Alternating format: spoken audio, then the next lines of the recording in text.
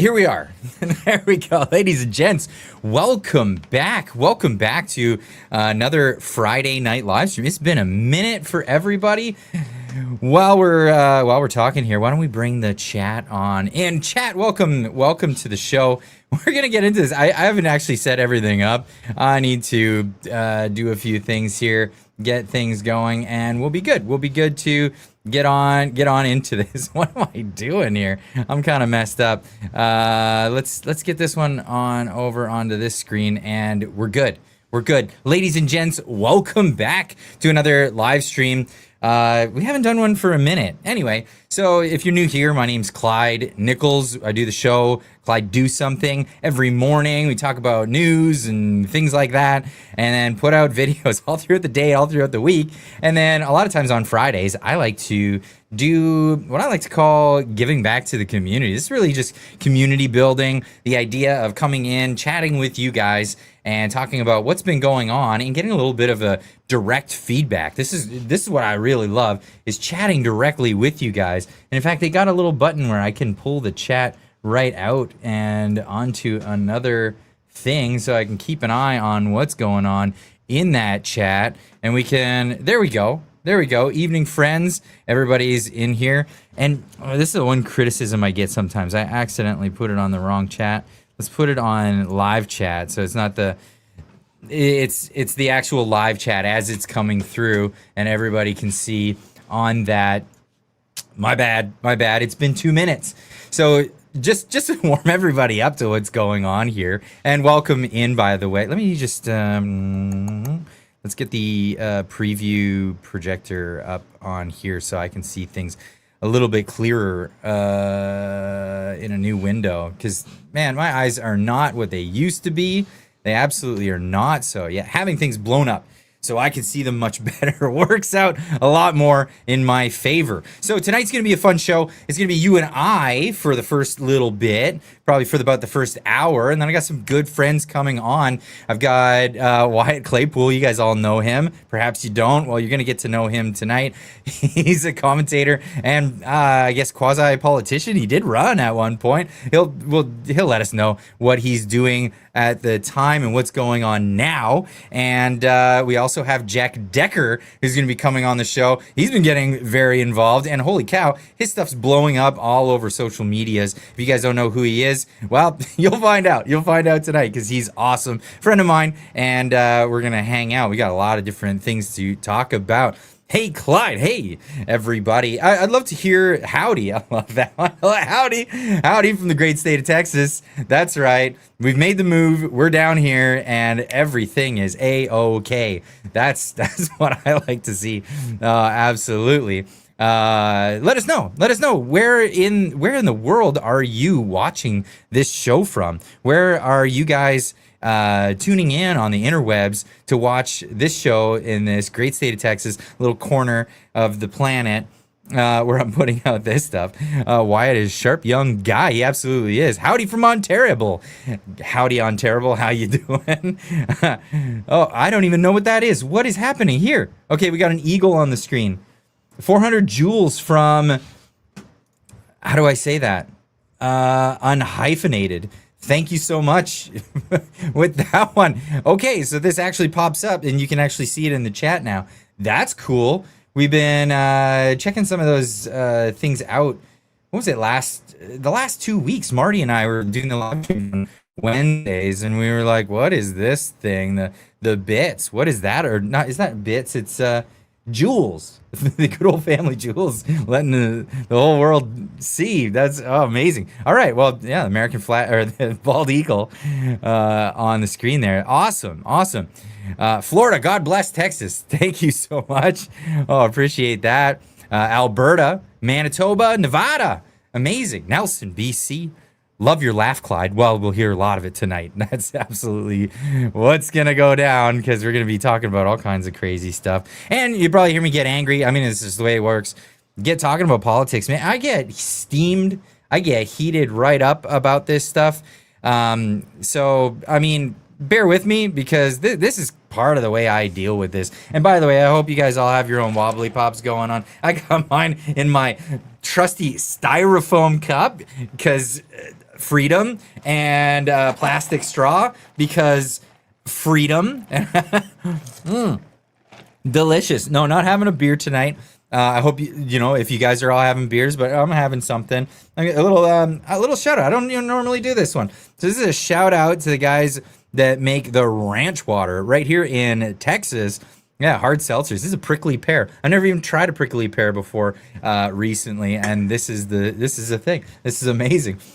We got a super chat from Javelin Blue. Thank you so much. Hey, these are not popping up on the screen when I do that. Oh, I see. They're just popping up in here. That's it's all good. It's all good. We'll see. Because I'm not seeing it there. I'm seeing it here. Okay. I've got too many things on the go. Javelin Blue, thank you so much with the $2 super chat. PG, British Columbia, incoming hot and horny. Whoa, okay. All right. Javelin Blue also, sorry. And also, before that, I saw more bits on there. What happened to that? Those jumped out at me, and there they are. There they are. I am conservative boomer. Trish, thank you so much. Really appreciate it. Really appreciate it. Thank you. With the eagle flying on the screen. And now that I'm seeing it flying on the screen, that's really cool. I like this new feature. This is pretty cool, actually. Sasquatch Chronicles. Good to see you again. Holy cow, for $9.99. Good old $10. Says Clyde in Canada. What are you trying to tell me? Wait, hold on a second. What are you trying to do? That I can dodge bullets from liberal government, USA? No, Clyde. I'm trying to tell you that when you're ready, you won't have to. Oh, this is a Matrix reference. That's right. When you're ready and you've come down and you live in the land of free, you won't have to dodge those bullets. No, that's exactly it. You crossed the line. What line did I cross? The border? Yeah, I did cross that line. Absolutely. Yes, Clyde in Texas. That's absolutely correct. So yeah, we did make the move. I'm guessing some people are tuning in tonight that haven't heard from me in a little bit. So yeah, we made the move. We're down here in Texas. We promised ages ago, and yeah, it took a while before it actually happened. And holy cow, was that a waiting list? Was that a waiting thing? Now, for those that are like, wait a second, I thought you were an American citizen. You could just cross the border whenever you want to do. Yes, I can. I absolutely can. I'm an American citizen. I could come and live and work and do all the things any other American citizen can do in their home country. But you know, that's the thing. So we're in a multinational family. My wife's not from America. She's not from Canada. She's from Japan. And my kids were born in Canada. So we had to sort all of that stuff out. And that stuff takes time. And you know what? I was running into a lot of snags until I talked to my good buddy over at the bridge. You guys, if you guys are interested too, go check them out. I got to pull the website up on the screen because I keep talking about these guys. And holy cow, big plug to them. They've been a lifesaver. And it's really easy to remember this website. www.move2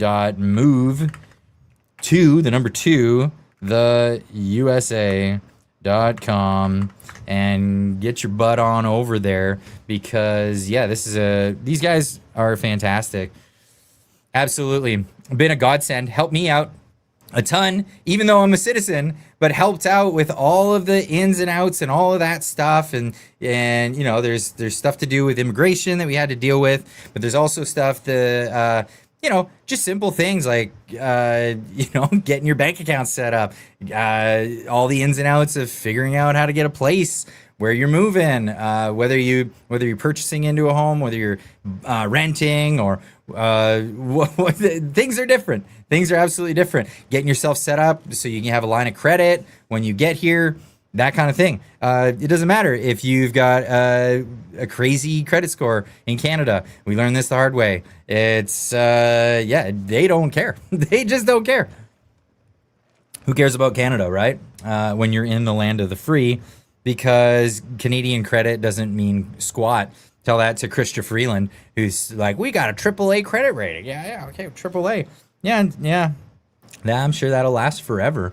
Absolutely. But anyway, that's the thing. So, yep.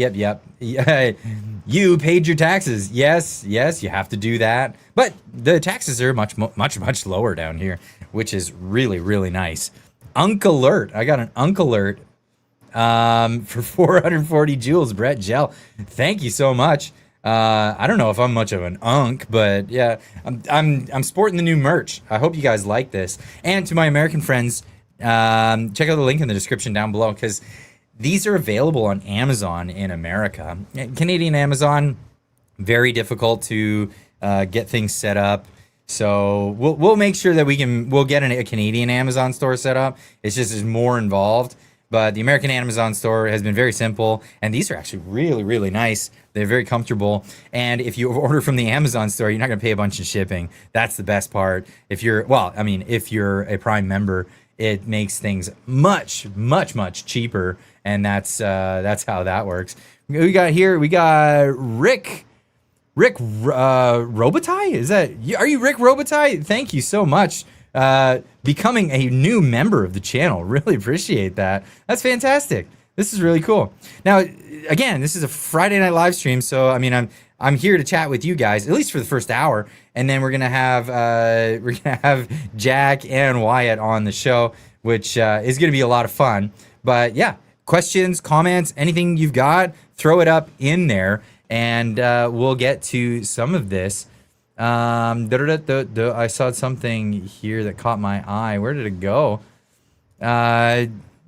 Randall says, too bad you'll be wrecked if you move to Japan. Why would I be wrecked if I moved to Japan? Oh, because of the earthquake? Is that, I mean, Tokyo's fine. That's for sure. I'm not sure if that's what you meant, but yeah, there was a big earthquake in Japan. That was something else. Mr. Roscoe Pico, welcome back. With a $6.99 super chat. It says hit the like button. People, I got the privilege to personally deliver a liberal voter mental regret for their vote. What the heck? Are you serious? You just choose somebody out? Is that what you did? I don't know what you mean by that, but that's what it sounds like when I read that on the screen. But I digress. Canada is great. Just got rid of the government. Just get rid of the government system. Yeah, just get rid of the government and all the douchebags that keep that government in power. Just do that. No problem. And then it'll be such a great place. Man, that prickly pear is such a good flavor. Never even considered it. Did you know that you can eat cactuses? That is crazy. Awesome. I'm really there's just so much good stuff happening. Cool show. Thank you. I really appreciate that. I really do appreciate that. I'm not sure if you're commenting about this particular live stream or about the show in general, but thank you. Really, really, really thank you. Doing my best, actually, because I want to be able to bring you guys more stories. Of course, want to talk about Canadian stuff, but also want to talk about what's happening in America.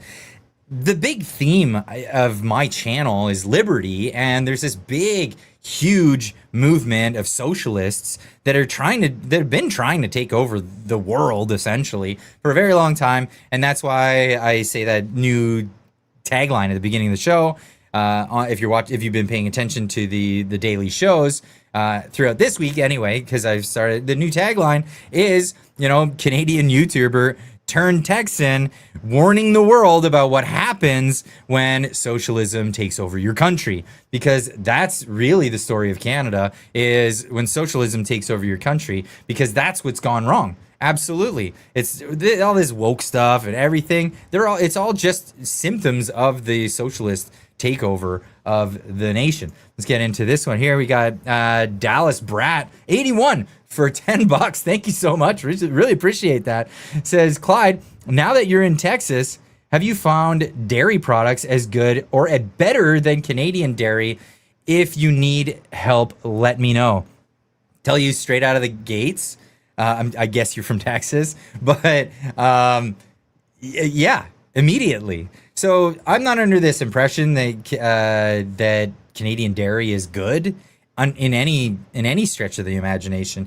In fact, I lived in Japan for a good chunk of time. We lived there for 3 years, and holy crap, the dairy is so good. Milk is just delicious. And like, I'm not typically a milk drinker, but I would go out and I'd get those ice like lattes. I like coffee, right? But I would just drink like coffee with a splash of milk until I lived in Japan. I'm like, give me that tall glass of milk with a splash of coffee, and the other way around.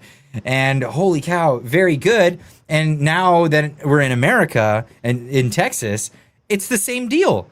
It's just great. It's really, really good milk. We drink whole milk. I like whole milk. I don't know what you guys are into, or Dallas, what you drink, but yeah, whole milk is so good, so dang good. And we tried a few different brands, and we're just smitten with it. Very, very, very delicious. Where are we? It's here as well. Jamie Ford. Jamie Ford. Is this the Jamie Ford that I know personally? I don't know. I have a good friend named Jamie Ford. But yeah, Jamie Ford 5619 for $5 says, "Howdy, partner. Good work on getting her done. Happy for you and the family. I botched saving. I botched saving your updated number. Give Howdy back." Yeah, this is the Jamie I know. Yeah, okay. Yeah. I'm gonna send you another text. Definitely. Yeah. A bunch of people don't have my number anymore, and maybe that's a good thing. I don't know. I still haven't sent all my contacts what my new number is, but yeah, that's definitely a thing. What do we have here? Clyde, your Discord invite is invalid. You need a new link. Well, that would be something for me to do right now. I'll do that absolutely right now and get that to you guys. And then throughout the stream, one of my moderators will probably, one or multiple of my moderators will share that link out for everybody. Let me just get into here and invite to server. Let me... or send a server invite link to a friend. Copied. And we're going to make this one available for y'all. This is coming your way.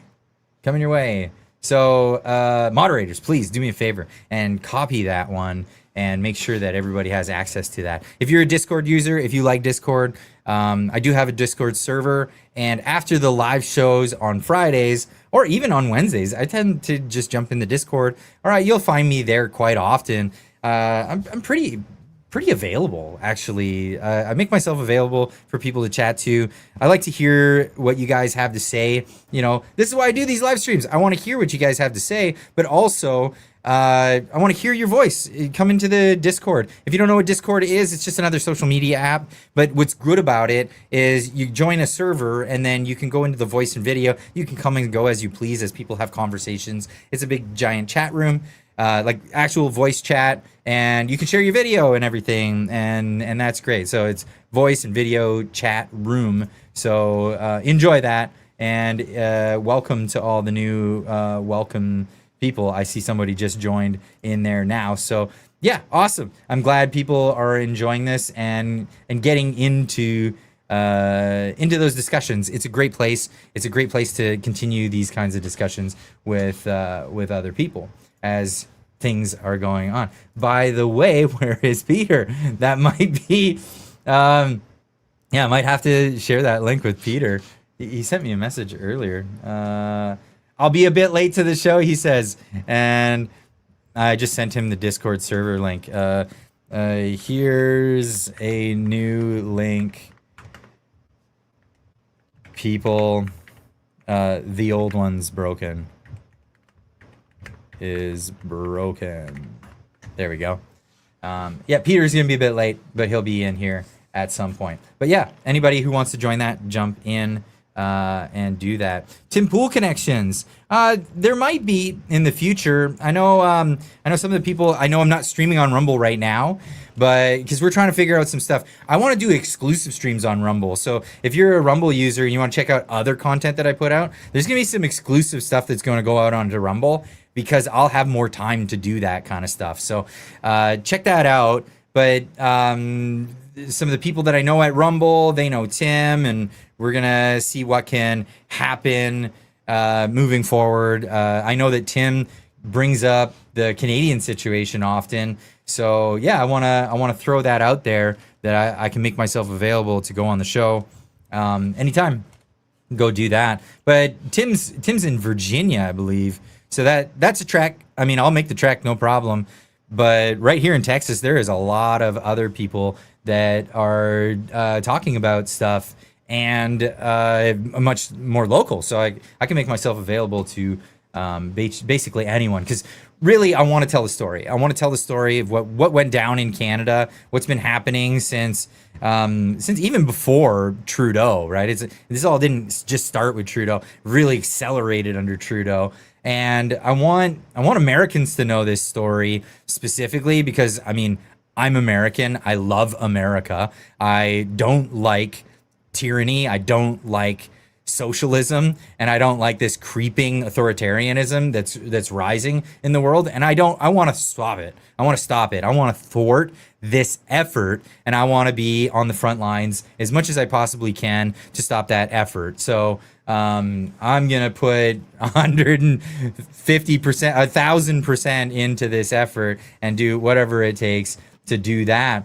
Crowder, yeah, if Crowder wants me to come on the show, I'll absolutely do that. I just need to get the feelers out so these people know who I am at the end of the day. Like it's not that I don't have invitations because of this or that. They just don't know who I am, or I'm not on anybody's radar. So let's get on that radar. And the best way to do that, hit that like button, folks. Get down there and hit that like button, because what that does is it sends that signal out to the algorithm that this is the kind of thing that you want to see. And perhaps you watch Steven Crowder and you watch Tim Pool and you watch some of these other shows, and you want Sean Ryan. There you go. You want some of these, the recommendations to go out of my videos to the people that watch those videos. That's the best way to do this. This is the best way to get that forward, get the message out. It's just that it's free, it's simple, costs you nothing. Hit that like button once every day, or any video that you see on the channel or any live stream like this, or even hit that share button, copy that link, send it to a friend, send it somewhere else, share it on a Facebook page, whatever you do. Oh, and by the way, if you're not following already, if you're a Facebook user, head on over. Clyde Do Something on Facebook. We started a page. There's another page that's what do you call it? Somebody made a clone page. It's pretty obvious because it's all old stuff. If you go on and you see very recent stuff, then that's the new page. So definitely go check that out. Yeah, here we go. We've got, I don't know how to pronounce that. Kyle Mitchell. Am I saying that right? I hope I am. For $10. Thank you so much. He says, since you're an American now, and I have been for my whole life. I have been an American my whole life, by the way. I've just lived in Canada most of my life. Can you invade us? Just tell Trump we have weapons of mass destruction, aka oil. You'll only have to fight our special forces, the Elbows Up Brigade. I love this. This is so funny. So I'm working on a bunch more merch that's gonna be up this alley. Team Fortress North America, and all of that stuff. Absolutely. All it would take is Doug Ford to shut off the power, like he's been threatening to do, to the Eastern Seaboard, because that is an act of war. And then it's like, oh, you just declared war on us. Okay, well, we're just gonna step across the border and just take the land. I mean, it's what was it? I think it was the Globe and Mail. They ran an exercise, and they checked this out. And it turned out military leaders, they all discussed it. Like, if America were to invade, a hypothetical, right? If America were to invade Canada, it wasn't a who would win. It was a how long would Canada last scenario. And they said at best 2 weeks, and most likely 2 days is what they thought. Now, does that mean that...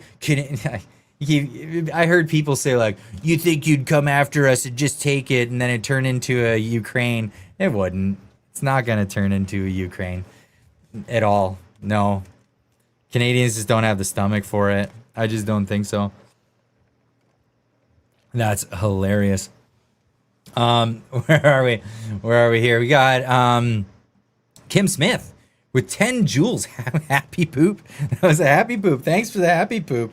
I don't get it. My wife's Japanese and the kids are really into that stuff. And yeah, Alex Jones. Yeah, I'd love to go on Alex Jones' show. Absolutely. Anyone who wants to have me on, sure. Give me a shout. I'm available. Clyde, you funded it all. I did fund it all. Everything I've ever done has been out of pocket. Yeah, I know. There's all these, like, it's so funny online. People will be like, that guy's a shill. He's doing this and he's getting paid to do, paid shill for this or that. No, in fact, most people who've been paying attention long enough, people called me a Pierre Poilievre shill for some time. And then he turned against America during his last election. And in the election, I was like, wow, you're making me walk away from you, pal. That sucks. Why would you do that? Yeah. See, keep surprising people is what I do.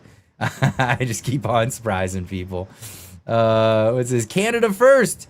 Yeah, you could be the first to join the United States if you'd like. Maybe before Greenland and Venezuela. Sure. Cuba. Yeah. If you want to be first, I'm with you. Get in here first. Line yourself up first. Oh, I love it. Viva Fry will set you up. Yeah, David's a great guy. I can't wait to go out to Florida and go visit with him because he's awesome. He's been on the show. I've been on his show. And great guy, great relations, all of that. And he does fantastic work. What do we got here? Clyde, Pierre Poilievre is merely being victimized to become a cuckservative. That's a funny term. I think it's legal now to say cuckspective in Canada because that was a thing that was of contest up until recently. Become a cuckservative by default to his formal degree in quote. I'm where were you going with that? Oh, poli-sci. There it is. Victimized to becoming his cuckservative by he was very conservative before. He just wanted to get those liberal Torontonians, and he had to be more elbows up. They cornered him, right? They cornered him. He was winning, and they just made him look like Trump. They pulled out the TDS. Canadians went full bore TDS, and yeah, it's really sad. Because they hired the wrong guy for the job. They absolutely did. And Pierre, his campaign was an absolute flop.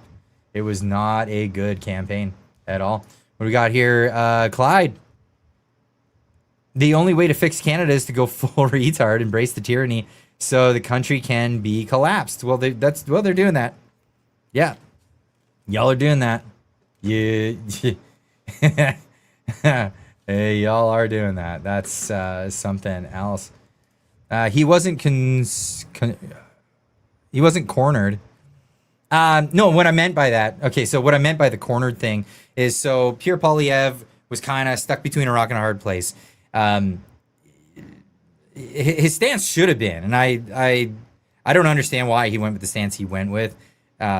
People will say, well, it was his PR team that said that, but you're the boss ultimately. His stance should have been, no, Canada, we shouldn't be elbows up. We should be smart about this. This is our largest trading partner ever. Maybe you don't like Trump, but he's only going to be around for a short while. Whatever. America still has term limits. And the people that are freaking out and think that he's a king and all that stuff, remember, Canada has a king. America does not. That would have been the best stance.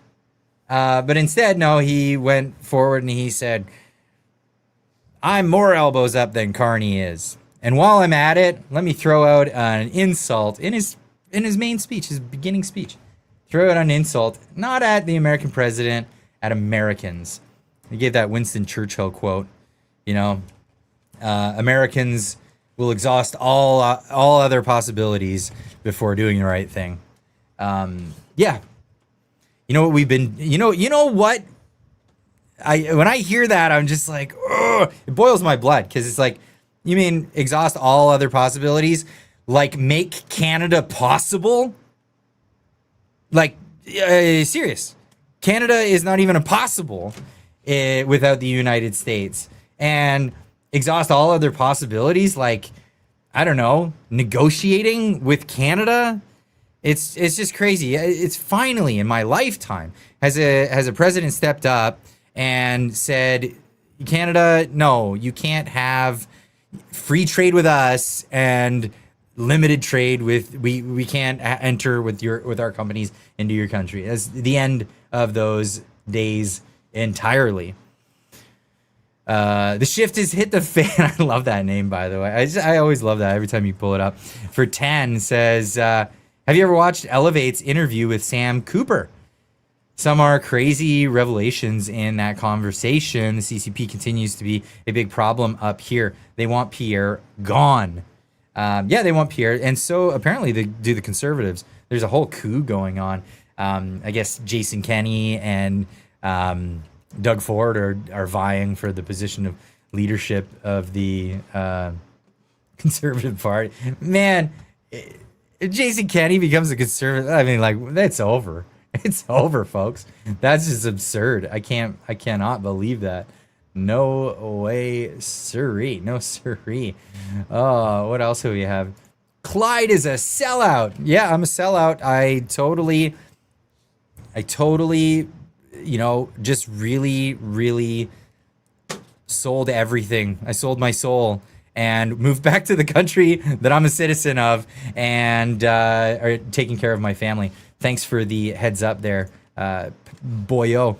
Jimmy Ford with another 5 says, yes, it's me, Zimbabwe. CDS acronym goes 2 ways. Clyde do something or Clyde derangement syndrome. That's right. Maybe t-shirts idea. That could be a t-shirt idea for Buddy up here with the sellout comment. That's some CDS right there. I absolutely love that. Sam's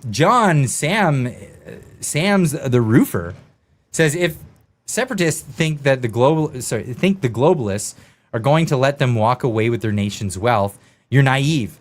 They will support separatism until the conservatives can't win. Then they will pull the rug out. Yeah, I totally agree with you. I've even said it many times when talking to Marty, because obviously when I have Marty on the show, we talk about Alberta separation quite a bit. He's active, very active in that. I'm very supportive of Alberta's independence and moving forward, trying to win that. But I've said it time and time again. The biggest fight you're going to have for independence is not going to be from the Liberals. Of course, the Liberals don't want you to separate, but the Conservatives equally don't want you to separate. Without Alberta, the Conservatives don't even have a party. It's not even a thing. And it's so crazy to me that that's the way things work in Canada, because, I mean, holy cow, the Conservatives are nothing without Alberta.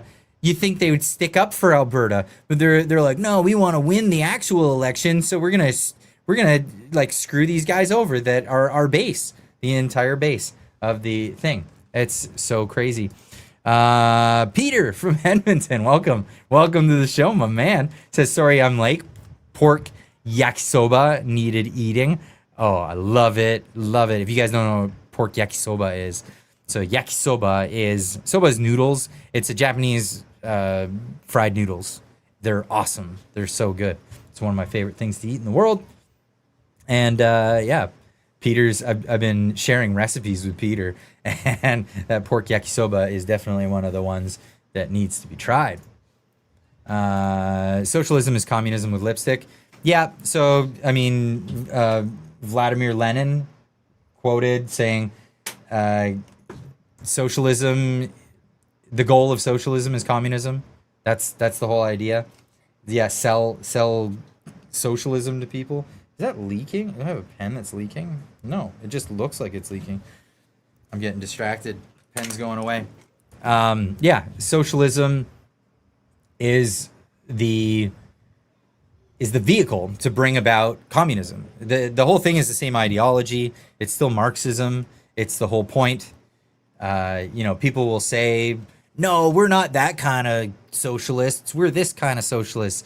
It's like, yeah, but all of it ends in poverty. Like all of it ends in poverty. The whole idea of socialism is usurping the means of production and giving it to the state, state ownership.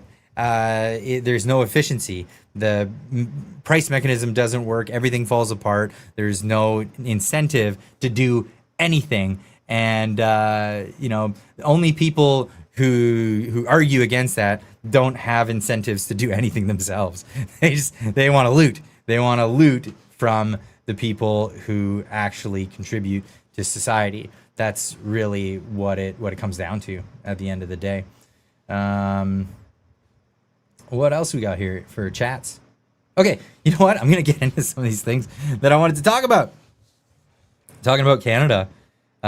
This tweet came up. This cracked me up. Kills me. This is something something came out of Mark Carney's mouth recently.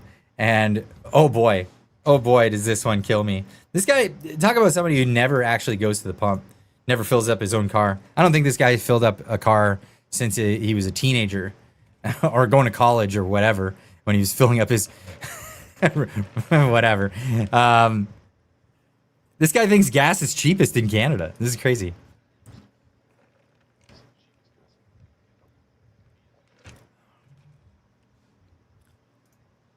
That's insane. That's absolutely insane. Does Canada have some of the cheapest gas? No, Canada does not have some of the cheapest gas prices globally. It sits roughly in the middle. Here we go. USA on average 95 cents a liter equivalent. Canada $1.60 to $1.80 a liter. That's probably in American dollars, because that is, holy cow. Last time I was in British Columbia, it was $2.06. Where is it now? What's the price of gas where you're at right now? People in the chat, let me know.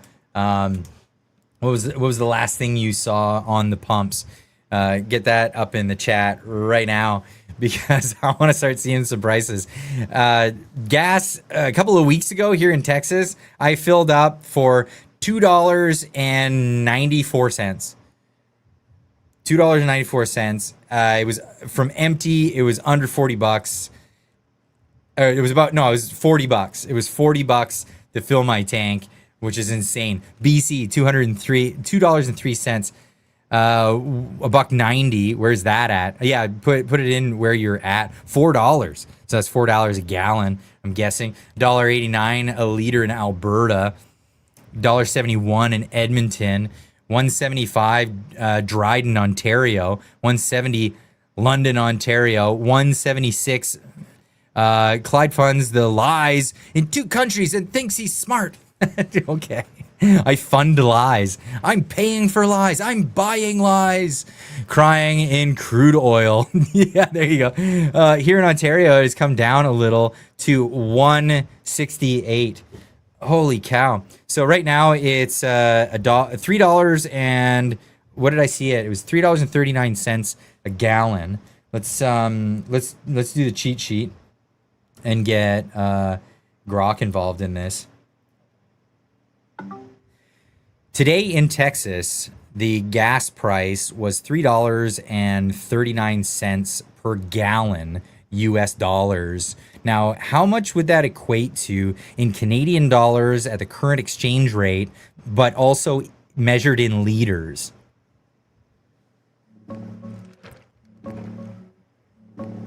Using the current exchange rate of about 1.4018 Canadian dollars per US dollar, that $3.39 US per gallon comes to roughly $4.75 Canadian per gallon.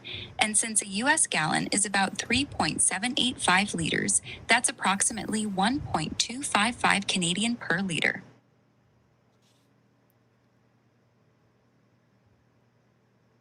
$1.255 Canadian per liter. Have you got that right? Oh yeah, yeah, a dollar, $2, $1.25 per liter. No, that can't be correct. You got the math wrong there, didn't you? Somebody else do the math on that. Where did Clyde move to? I'm in Texas, my friend. I'm in Middle Texas. Oh, I've got that question come up a couple of times here. 202 in PEI. Whoa, spamming the where did you move to, Clyde? I've seen it. I've seen it. I saw it, and I've responded. You fund it, Clyde. You keep buying it. What are you talking about? Oh, too funny. He's in Texas. Don, it would be about 141 per gallon difference. Wow, that's crazy. Winnipeg. You know how crazy it was up north though. So this is the South. Like we've got it pretty good down here in the South.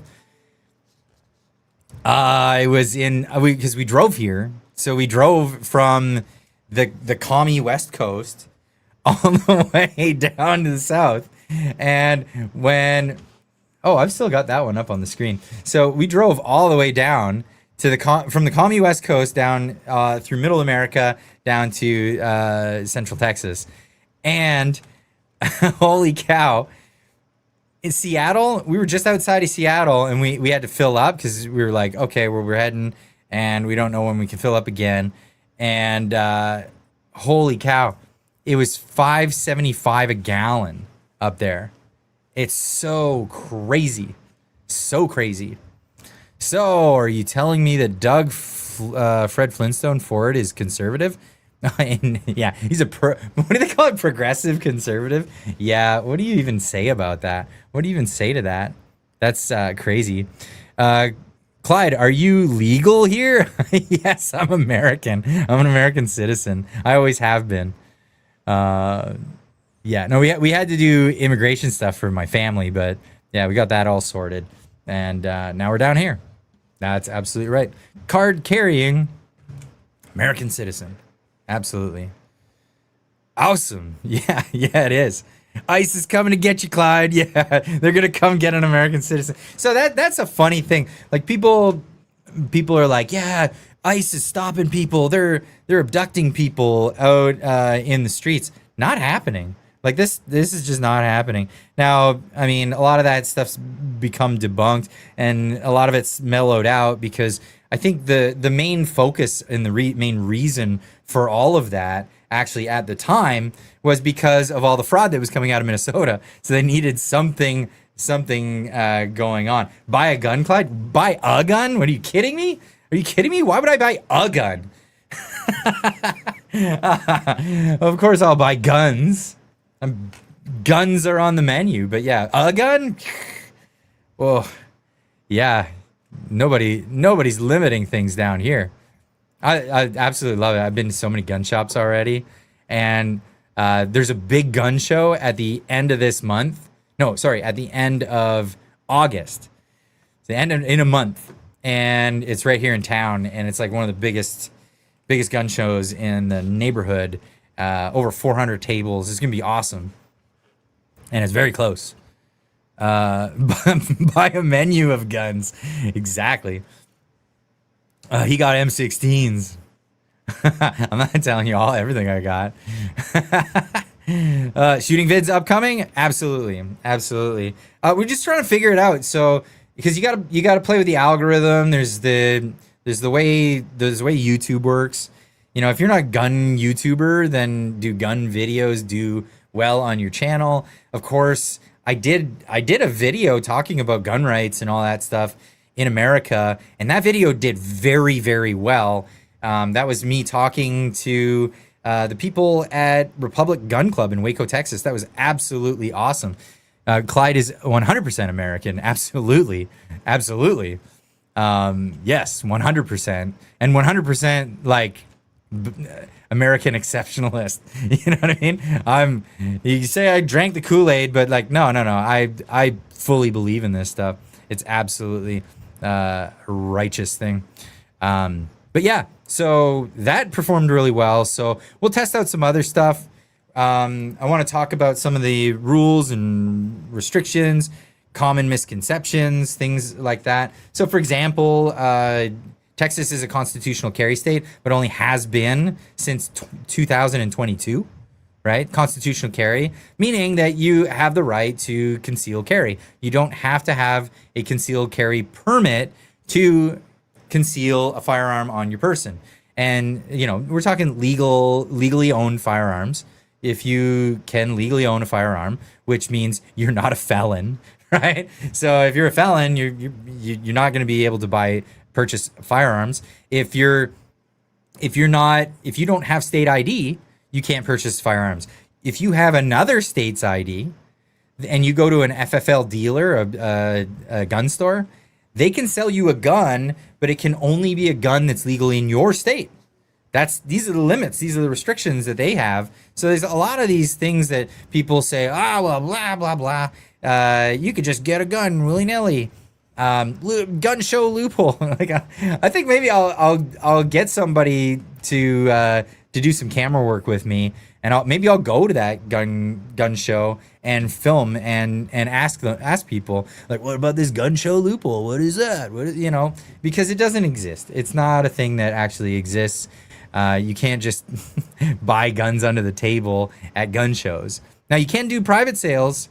If you happen to see somebody, a private sale can occur. Go out to the parking lot and sell your gun to another person. That's legal. I mean, it is what it is. You have the right to bear arms. You can't, and you're not a dealer. It's like selling something on Facebook Marketplace, even though you're not allowed to post guns on Facebook Marketplace, which really sucks because I think that would be an awesome market. That'd be a really, really awesome market, to be honest. But yeah, I've been to a few of the gun stores around town, and all really, really cool people, really great. Everything's up to snuff, and everybody's super cool. Yeah. Grab a couple of Schofields for the Schofield kid. What? I'm not even sure I know what you're talking about. No filming gun shows. Unless you can talk to the people running the event, call them ahead of time and say, hey, listen, here's my YouTube channel. This is what I'm about. Will you allow me to come in and not like undercover stuff, but just like come in and on the up and up, come in and film stuff. Some places might be okay with it, but I don't know. We'll see. We'll absolutely see how that works. Yeah, I know Schofield firearms. I'm not sure the Schofield kid. Were you talking about that? Moses and Abraham. Well, I don't know what you're talking about on that one. What are we going on about? What is happening here? Canadian all the way. Hey, sweet. Good for you. Appreciate it. Thanks for the comment. We all want success. Oh, I clicked the wrong one. Yes, we all want success. And I want Canada to be a success. It isn't. It isn't. Currently, it is not a success. And I really want to make people aware of that. Because there's a bunch of people that are lost their minds because of CBC propaganda. I mean, it's very expensive propaganda. It costs to the tune of $1.6 billion a year. Adjust that to the American economy. Imagine $16 billion. Imagine Donald Trump started an organization, news organization that crowded out all the other news organizations and used $16 billion of taxpayers' dollars to run his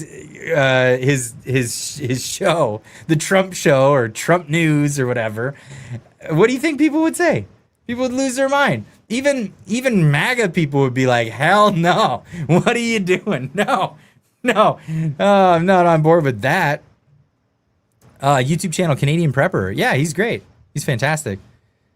I seen Bigfoot. The glove didn't fit. What? All right.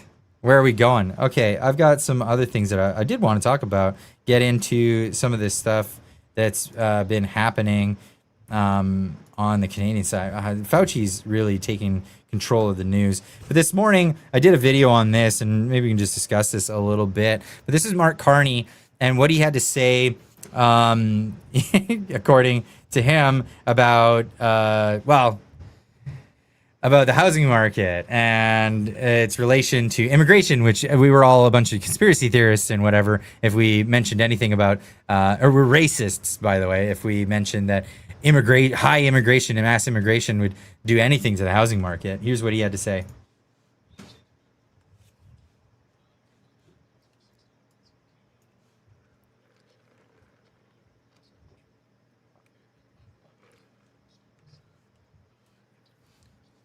You had control and you turned the dial up. You didn't lose control. You just cranked it. Like, that's not losing control. Anyway, yeah. So you regained control because, independent journalists like Darshan Maharaja blew the whistle on what the heck was going on and how so many people were being scammed. It's crazy. No volume. You guys can't hear that?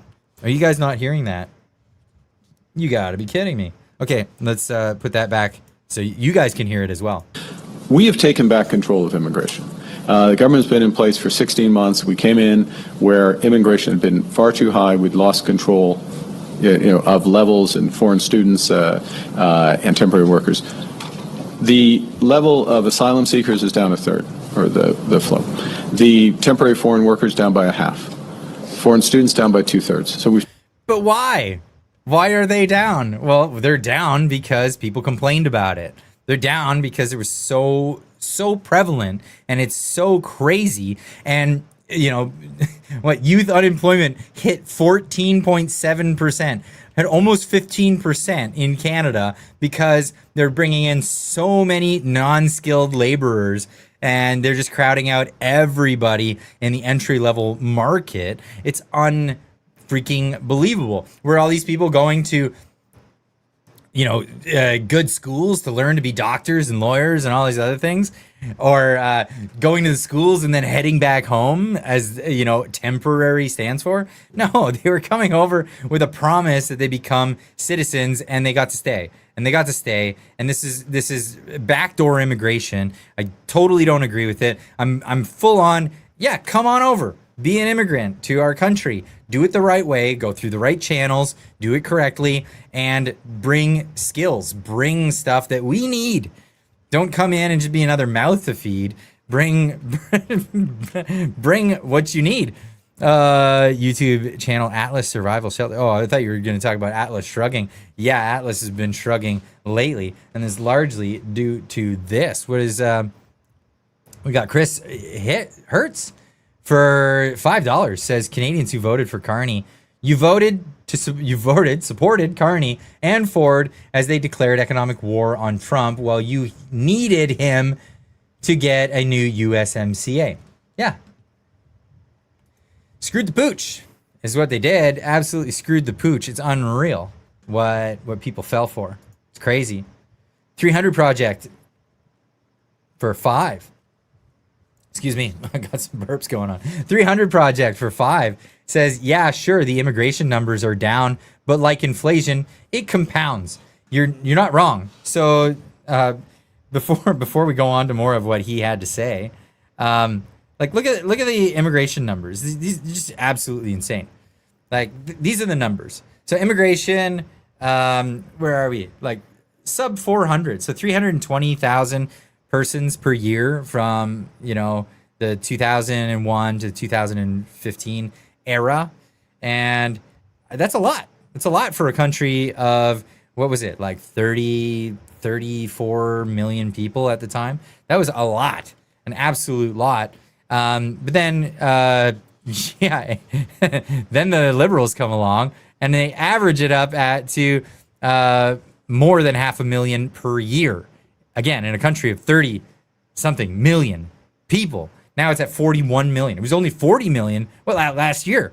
That's insane. And 2022, 2023, and then it kept ramping up. It didn't stop. It just kept going. There's 2024, 2025. And while they're saying, they say these things like the numbers are down. Hey, the numbers are down. It's great, guys. Like Darshan, this guy. Big shout out to Darshan Maharaja. If you don't follow him on X, get over and follow him. I don't know, the Ophens Rex. I don't know what he's saying. But yeah, Darshan Maharaja. Follow him. he's been instrumental in getting this news out there. But what he's been saying is like, no, when they say that, oh, it's 50% down. No, 50% down on projected increases to these numbers of people. These numbers are not going down. They're still up. So this is out of the excuse me. This is from the Toronto Sun from back in May. The move will accomplish this by cutting permanent resident targets to 380,000 annually until 2028. That's still a lot. That's still a lot. That's still more than it was before the Liberals took charge.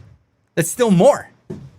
That's still a lot. Canada's in recession. It's not growing economically. Why are they pulling in more people? It's just unreal. So yeah, 380 annually until 2028. Reduce Canada's share of temporary residents consisting of foreign workers and students to less than 5% of Canada's population, and cutting student work visas to 385,000 this year. So that's 385,000 temporary students above the 380 permanent residents that are granted permanent residency in the country. It's crazy. It's absolutely crazy. Bueller. Yeah, I don't see you in the chat, Jack. I don't see you in there. I see you in this chat. But that's it. So, it's unbelievable. And then, Mark Carney comes out and he has these things to say. Taking control, we're on top of the numbers. Now it creates the opportunity, and as first ministers, premiers, prime minister, governments, we need to discuss where we go from here. Where we go from here? I think you nailed it right in the chat right there. Have a look. Clyde, it's time to turn those numbers into emigration numbers of 300K per year. It's not far off, man. It's not far off. Last year was 120,000 people on the record, right? This is what StatsCan can get. I left. Do you think I got a questionnaire? Like, did I get an exit interview? Why is it that you're leaving? No, I didn't. Nothing. They don't even, government doesn't even know I left. That's the thing. Which room? Jack, check your Twitter. I sent you the link. You can jump on in here. But yeah, so this is the thing. I'll let him finish this thing here. Do we still need to, because the overall levels still are putting pressure on housing others. So do we still need a few more years of restraint? There's a good argument for that. Did you hear that? Do we still need to, because the overall levels still are putting pressure on housing others. So the overall levels are putting pressure on housing. I thought it's racist. That's a racist thing to say, Mr. Carney. To say that immigration can do anything to housing prices, that's just that's unheard of. How could you say such a racist thing? It's just, I feel like clutching my pearls. Absolutely clutching my pearls, because it's just astronomically true. It is what it is. It's astronomically true. It is what's happening. It's not the only factor that's causing houses to go up. It's speculative markets. It's low interest rates for way too long. And then throw onto that, let's just bring in, I don't know, several million new people in a very, very short period of time. Nothing will go wrong. We'll just open up an initiative where we talk about building houses and build none. That's exactly how that works. But hey, we're going to move on to the next part of the show right now. Thank you for joining me, chat, and we'll keep it paying attention to what's happening in the chat. But I'd like to bring in some friends to the show first, because he's actually in front of the camera. I'm gonna bring my good friend Wyatt Claypool into the chat. Welcome to the show, my man. Oh, thanks for having me on. I didn't realize that you had sound effects for when you move chat off screen. That's fun. It is fun, isn't it? Yeah, I got all the gear. It's whimsical. It's okay. You got me. So well, I'm bringing you in, and then I'm also bringing a good friend of mine, Jack Decker. Welcome to the show. Hello. Thank you for having me. It's an honor to be here. Sarcastic. Hi, Wyatt. Hey, how's it going? Good, you? All right. So, well, I wanted to bring you guys both on. There's a few different things to chat about. Obviously, the housing thing, I ended on that one. And you guys were both in the room for when I was talking about that. You guys have anything to add that you'd like to add to that? Mark Carney finally coming in out and admitting that it's the mass amounts of immigration that's putting a huge pressure on the prices of houses. It's been fun watching liberals find out that, economics exists, and in fact, it's good to build pipelines, and, having too many people for too few houses is not a good thing, and that maybe we actually should care about GDP per capita and all this stuff. They've been discovering a lot of like basic economic concepts over the past year. Oh, and it is basic. It is basic economics is what they're picking up on, which I'm just astonished by. Now, Jack, you've been talking about a lot of this stuff on your channel. I want to pump your channel. I want to get people to go out and watch your stuff. Oh, watch my stuff where I don't look like the mirror image like I do in StreamYard. I hate this camera angle. It's freaking terrible. It's Anyway, not mirrored. It's not mirrored when it goes out. Everybody sees what you actually look like. Oh, great. That's awesome. Perfect. No filter, no nothing. I'm so happy. Please go watch my channel. Yeah, please go watch. All right. Well, a couple of plugs. Wyatt, everybody on this channel knows who you are. You've got a great channel. Why don't you give a quick plug on that one? It's just the National Telegraph, Wyatt Claypool on YouTube. And then my other plug is, hey, I'm running for the UCP nomination in Calgary-Curry if people live in that riding provincially. Are you really? That's Yeah, great. 100%. Let's do this. Oh my God, Wyatt. I didn't know that. Yeah, I've been I was kind of just exploring it for a bit, but I'm definitely going to do it. But Yeah. we'll figure out how it works. I think honestly, the UCP needs more what I would describe as like more right-wing candidates. I'm not a pro-separation guy. I'm not pro-independence. I'm a sovereigntist in the general, though. I think that Alberta needs to reshore some more powers for itself. At the same time, if the UCP wants to win, they can't say, well, I don't want these independence guys, so let's run like bowls of oatmeal as our candidates and hope that we win. Like you can't just simply not have not independence people as your candidates. You need someone who's like also more orthodox, Ronald Reagan type right wing or something like that. Because, in a certain sense, you have to replace one spice with a different spice. You can't just have like some random guys or candidates. Yeah, no, that's really good. Well, I had no idea. I'm so sorry. I've just been kind of really out of it for the past little bit. So, no, that's amazing. Very cool. That is very cool. It is very cool. And on screen. Oh, I've got two of you. Hold on. How did you do that? Over the channel. I'm trying to set things up so I can have it in front of me. That's what happened. I need to put it. I needed to do that a different way. So, Jack, a little plug of what you've been doing online and where people can find you. You can find me on Instagram at Jack_Decker_official. I'm probably one of the loudest gay conservatives out there in Canada. So you can pretty much look at me for any of your common sense needs when it comes to any of the woke, crazy BS that you see out there. But I'm also on X, JackDan110 on X on there as well. So. But I'm being might not be the loudest gay conservative anymore. It's kind of well. That's why apparently he's here. He's an expert in the field. Wait, is he here? Who? Which one's here?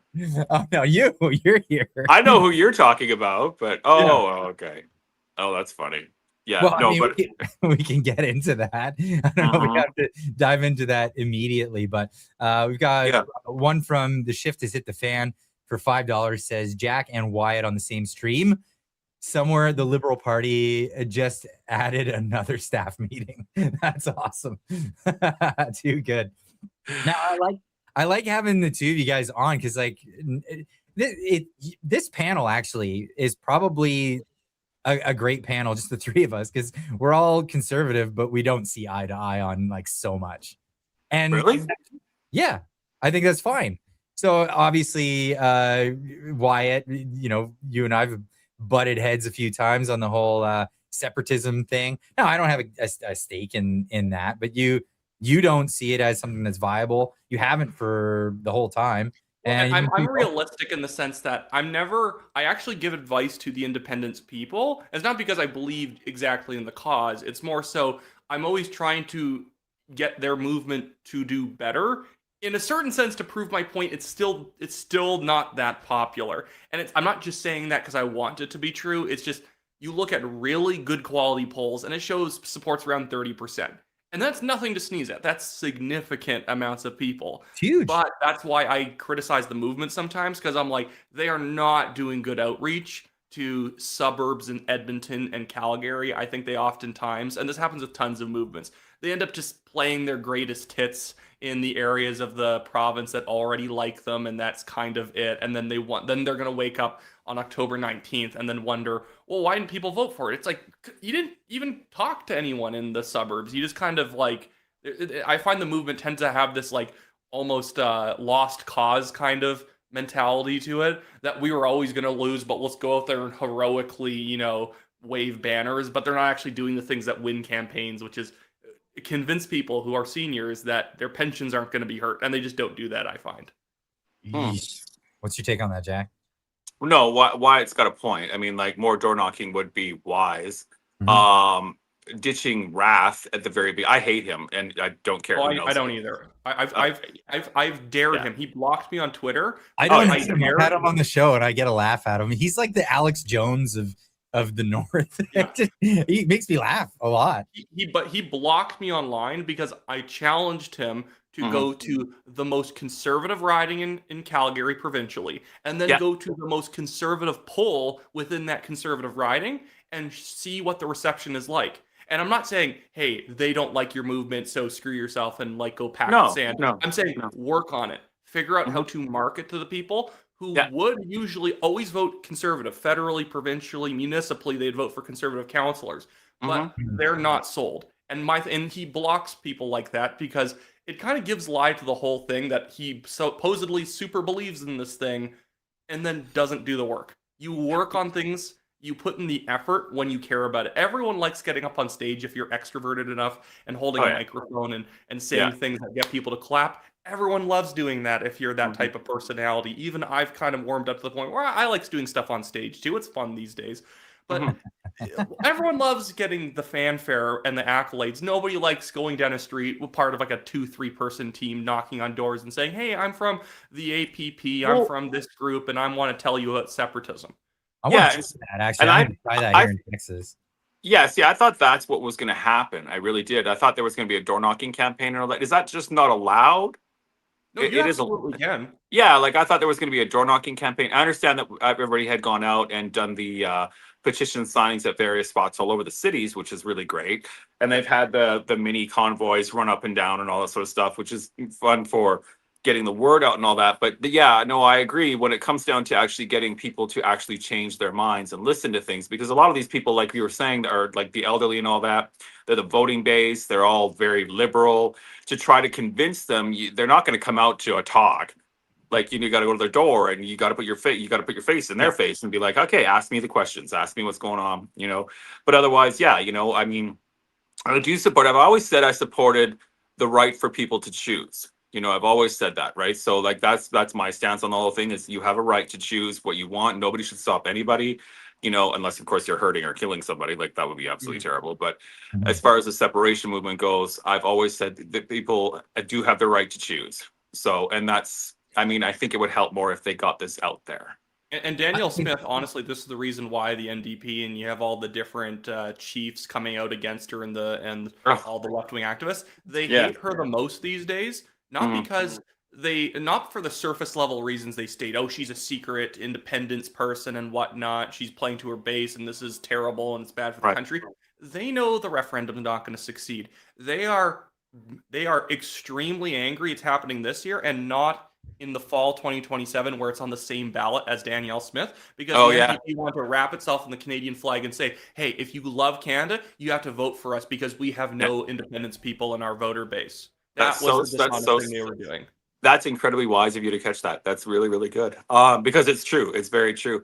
They're all just gone absolutely off the rails. Like all these chiefs and all the NDP and I think we have one liberal thing in here in Alberta. But yeah, no, they've gone absolutely crazy, and just the stuff they're saying. But no, you're absolutely right. That's very keen of you to catch that, because yeah, they're pissed off that it's not next year. Yeah.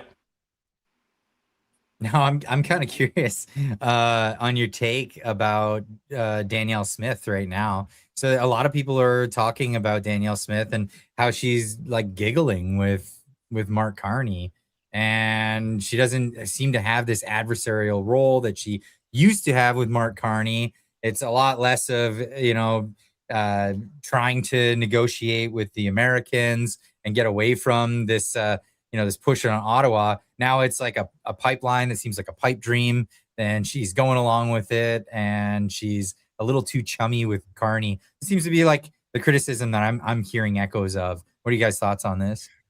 There are some good criticisms of the UCP strategy on this, and then there's some stuff where I think people are dogpiling and they're criticizing things that really aren't. They're seeing something there that's not there. Now, I would say from the start, Danielle Smith was generally doing the right thing by, if anything, even performatively being a bit naive. Even these days, I think she's being performatively naive about how trustworthy the Liberals are to basically get them to say yes to a pipeline. Now, she's had to say yes to a lot of things on the other side, and this is where, as soon as Carney basically cut off the northern route for the pipeline up to Prince Rupert or Kitimat with David Eby, just unilaterally just cut it out of the MOU, even though it was supposed to be, if any changes were made, he would have had to renegotiate it with Danielle Smith. If I was her, I wouldn't have accepted that and had a next day, or I think that evening, signing. I would have said, you took something out of the MOU that you did not say you were going to do. Let's take a pause for a couple months because I think you need to rethink some things. And I would have played hardball there. That would have been the right time to do it. Hmm. Because right now, Carney in the pipeline. Now, maybe it's that Danielle Smith's goal is to basically get the federal government signed on to building something. So even if it takes excruciatingly long, they at least have to do it someday because they said they were. And it's kind of breaking down the barriers in the Liberal Party to being more pro pipeline. I don't know. It's a bit of a double bank shot play she's making there. So I'm not sure. I don't trust Carney all that much because even right Hmm. now, the timeline to build a pipeline is so long. He doesn't even have to start building anything until his second term. Mhm. The timeline's like 2029. So he gets to say he's Mr. Pipeline now while having never built anything. So I do believe that there should be some red line that if he crosses it, that she actually has to smack him. But when people go after her saying, "Oh, she's pro equalization now," based on that one answer from the other day at a press conference, no, she's not. That was just people taking her out of context. Equalization technically exists in every country. The problem in Canada is when we have equalization platinum plus benefits for provinces, where PEI is getting like $2,300 per person per year, not just to meet basic needs, equalizing, sorry, not even equalizing, but just getting us up to a general minimum standard of public services across Canada, making sure bridges aren't crumbling in other provinces and whatnot. Because even Edmonton probably disproportionately gets Alberta tax dollars compared to Calgary, or Fort Mac probably disproportionately doesn't get tax dollars for how much they pay in Alberta. The problem it becomes when our standard for what we raise you up to is the quote unquote average. The Canadian average is actually quite high, and so we're paying massive amounts of money to provinces, basically almost giving them money and subsidizing their failure so they never have to build a proper economy. And that is what she said in that clip, but some people have acted like now she endorses Yeah. equalization. What's your take, Jack? No, I agree. I agree. I think Premier is doing. I think she's doing what she can. I think that that one clip, that one thing that she said, I believe that there is a dog pile going on her right now. And I believe a lot of people have just like, oh, she's losing her base and all this and all that. But I've heard all the rumors before about how everybody's going to go to the AGM and they're all going to vote her out, and they're going to do this and they're going to do that, and all this crazy shit. And I'm just like, okay, you guys, like, seriously. So I see it more as a dog pile. I've always had faith in what she does. Some things, sure, I question and all sorts of stuff, but like, I'm not going to sit there and dog And I pile. was very critical early on when she was premier, when she was saying positive things about the amount of migration into the province. I was And, critical about that. Yes, and it was yes, like over a year and a half or 2 years, and yeah. they hadn't really touched their promise to lower taxes. And then I even voted against her, like voted no in her leadership review in 2024 to signal the fact that I knew she wasn't going to get like taken out as leader. I knew she was going to get like at least over like 85% of the vote. I was trying to symbolize you have a lot of room for improvement because although the base likes you, you need to pick up the pace. But the people criticizing her now, it's like, guys, it's becoming parody level when even I'm openly critical of certain aspects of the MOU strategy so far. I understand what she's doing, and sometimes you got to let someone kind of run their strategy through rather than stepping in their way. But like trying to like take a surgeon's knife to go through her statements on equalization, and did you know there was an equalization referendum? It got 62% of the vote. Like she's not saying that she likes the system. The whole point was to change or scrap equalization. But here's the problem. Obviously, tax dollars are always spent a little disproportionately around every country. There are some places that have a lot of government projects in them and some places that don't. You could literally go down to the county level. Not every county gets the same amount of dollars as everyone else for their healthcare, education, major projects, and all that. What we want to crack down on, again, is basically the welfare queen provinces that never try and turn their economies around because it's nice to throw benefits out to your people, but because you can't pay for them, rather than actually doing things like cutting taxes and cutting some of the social benefits, you can just keep piling on more social benefits. And as you lose taxpayers because it's a terrible economy to operate in, you can just get Alberta to pay for it. That's the real problem, not the fact that some provinces end up getting a small top up because it's PEI, and of course they're not going to have like robust government services. I really like the fact that in Alberta there's so many people that get uppity about this kind of thing because everywhere else is apathy. Everywhere else in Canada, everybody's apathetic. They don't know much about what's going on. They don't really care about what's going on. The fact that so many people, like, even though it's like dramatic and kind of crappy, at least people are active and they're engaging in civics in Alberta. I think that's a good thing. That's something that Alberta's really, really good at. I believe that out of all the provinces, Alberta's probably the most, forgive the word, awake, and most engaged with each other within politics and all that. I haven't seen this in other.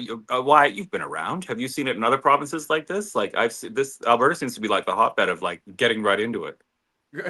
BC is kind of that too. Like, because I work for Dallas Brody and one BC in British Columbia. BC is like that too, simply because there's always just so much change and chaos going on all the time that I think there is a fairly like turned on kind of segment of the population. But I would say Alberta is remarkable for nothing can be going on in terms of everything's pretty good. Nothing, the world's not falling apart. Dynasties aren't collapsing all over the place in terms of politics, but people are still engaged in like the day-to-day stuff. So I think that's kind of, it's good. And I think that the great thing that the UCP does that also, again, with all these people complaining at Danielle Smith, UCP is the only party in Canada with open automatic nominations every single election cycle. It is effectively a primary in every riding, every single election. Yeah, incumbents are kind of protected a little bit in the sense that they'll call their things early. So you got to be, 6-8 months in advance, knowing you want to gun at that minister to take them out. Yeah. It's not that hard though. If you're organized and you have a real reason to take them out, you'd go and do it. It's happened before. Even Danielle Smith, back when she was at the PC party, lost her nomination for the PCs after she crossed the floor and they didn't like the idea that what she had done, even though they crossed over to her party. A lot of Wild Rose people even took out PC memberships just to defeat her there. So Alberta is a far more democratic province than other places. That's where all the kind of we're going to come and take out Danielle Smith thing ends up seeming a little bit more, bluster than reality, because there are nominations you can run in to prove your brand wins. Yeah. But that's only one party, right? Like I think it should be like the United States where it's mandated, where before every election, every party must have a primary race and they must, by a certain date or on the certain date, not by a certain date, but on that certain date, run their primary elections, because this is how you weed out like the bureaucracy or like just permanent fixtures in government. And even in the American system, you still have permanent fixtures. You do. Mitch McConnell forever, Nancy Pelosi, and all these other characters. But you do have other instances where you got somebody like Dan Crenshaw. He came in here in Texas, and man, he was a hopeful, but he was not popular after a very short period of time. And guess what? That seat's gonna go Republican, but it's not gonna go with Dan Crenshaw anymore. Well, and that's the thing. It's a great system. And here's the thing, like I think that what you should do federally, provincially, is that you can not run nominations or not run legitimate nominations, but if your party wants to be able to issue tax credits, then you have to run an actually observed nomination where you're not kicking candidates out left and right and giving the party list only to one guy, or effectively scuffing the whole thing so that only one person actually knew when the nomination was going to occur. But you have to have fixed election date nominations in the different ridings and provinces. All of the parties have their nominations on the same day. Elections Canada manages it. In that room, we have the Liberal nomination going on, Conservative one over there, NDP, Green, Christian Heritage can be over there. Who knows? Every party. Everybody's welcome, and you register and you run, and everybody has a chance at it. But everybody knows when it is. It's the same province-wide or nationwide or what have you. And it's set up in a way that's transparent. Right now, it's scummy. It is so scummy right now. I knew a riding in British Columbia where there was a guy, he was a vet, and he raised all kinds of money for the Conservative Party. He was set up. He doesn't want to say who he was. That's why I'm not saying his name. But he was set to run, and then last minute they're like, yeah, we'll run a nomination. We'll run the primary. Don't worry. And then they didn't. And then it goes to a default judgment where as soon as the writ drops and the election's about to happen, they can just choose the candidate, and they chose somebody else after he'd done all this legwork. It was worse than that. I know who that was. He had complained that they weren't calling it, and they said, you're criticizing the party, and they kicked him out. Then they ran it without him, and obviously the party favorite was then the most likely to win, so he easily won. So was that here? It was in British Columbia. Oh, BC. Oh, sorry. Yeah. And it's dirty. It's disgusting. It's dirty. If the citizenry knew that it was happening, I mean, look in the United States, right? When the presidential, the GOP does their nomination races, the Democrats do their nomination races. It's nationwide. Everybody's paying attention to it. Mm-hmm. It happens. And then when it comes to midterms and they do the nomination races, it's big. It's huge. I mean, I don't know if you guys paid attention. Another YouTuber is running in a Texas district. Brandon Herrera.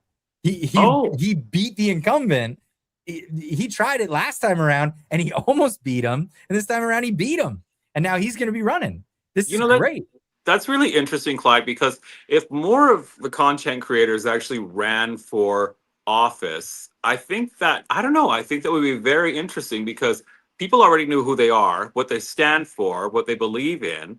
And to have somebody like that that's got it all out on the line like that run for office, I mean, if they should be allowed to, that would be really, really interesting because then people will get right behind that and be like, yeah, no, I like what this person stands for because they know everything about them up front, It's risky though, because like when you're a YouTuber, if you make a single joke, even if it, like an off-color joke, or you make a joke about, like, I think they tried to use a clip from Brandon Herrera's thing where he was it was like a historical joke in like an enactment. He does guns, and they were doing some like German World War II guns, so they had like a skit where they were dressed up like Nazis, right? And they tried to use that in the election, like Brandon Herrera is a Nazi. Like, are you kidding me? And that's the part I hate about. I hate politically correct. I hate all that shit. I think that people should just be able. You know what? He's doing a thing on guns. Like, big deal. Like, it doesn't matter. It's actually funny too. Is if you know all the people who are in political communications behind the scenes who end up being the ones like shocked in public. Oh my god, I can't believe that person said something like that. Disgusting. Yeah. You meet these people behind the scenes and they talk like sailors, horrible human beings, totally vulgar, lewd. But then you say like, oh my goodness, that guy said the R word. Oh my goodness. It's like, I know. It's like they've got these two personalities. There's their political personality, and then there's who they are. Yeah. Like who they really are, and every now and then you get a glimpse into who someone really is. And I appreciate those moments when I see them in politicians, especially when I'm face to face, because I'm just like, oh, okay, you're real. Is this like a perfect segue or what? What are we going into? So, well, one of the big news stories that happened this week. I know you guys both know this because Wyatt, you were instrumental in making sure that these guys didn't kind of sully the One BC party because you're involved with One BC, right? So for people who don't know, and I'll share the screen here. Give me 1 second here. And by the way, Dallas does not follow me yet, Wyatt. I'm wondering about that. I'll let her know. I'll bully her over that one. I'm kidding. It's So there's an organization in Canada called the Dominion Society. We tricked Jack. Jack thought this was going to be a fun show. I did as I hugged my pillow. So there's an organization in Canada called the Dominion Society. Now, a lot of on the surface, these guys are all about like just trying to like end mass immigration and all that stuff. But if you look past the surface level stuff and you get really into what it is that they actually talk about, go to their website, go into their written thing, and go into like some of their social circles where they're talking about stuff. There's a lot of like actual racism stuff. If you speak out against it, I've been the brunt of it because they call me a race mixer, traitor to my race, and all of this stuff because my wife's not white, Anglo-Saxon, whatever it is. But then, it also dives into, homophobia. They don't like gays and all this other stuff, but that's not their official stance on the whole thing. Right. So, well, Wyatt, why don't you fill us in on your run-ins with them? Because this was something like they want to on the surface look like a legitimate organization, but they're at the crux of it in their write-up. They want to suspend civil liberties so they can get rid of undesirables in the country by denaturalizing people who are citizens or who are born here probably for generations in some instances and want to get rid of them. It's antithetical to my beliefs because I'm a libertarian. I believe that the liberty of the individual is the most important thing in our society. We need to protect that. To preface right here, because I know what I'm about to say is absolutely true about you two as well. We all agree on how to solve 100% of the mass immigration problem. Every single one of us is perfectly okay deporting criminals, deporting welfare cheats, deporting extremists, deporting people who lied in order to get their permanent residency or citizen status, people overstaying visas, people, tons of other things. People and getting rid of scammy systems that gets them in here in the first place, like dismantling.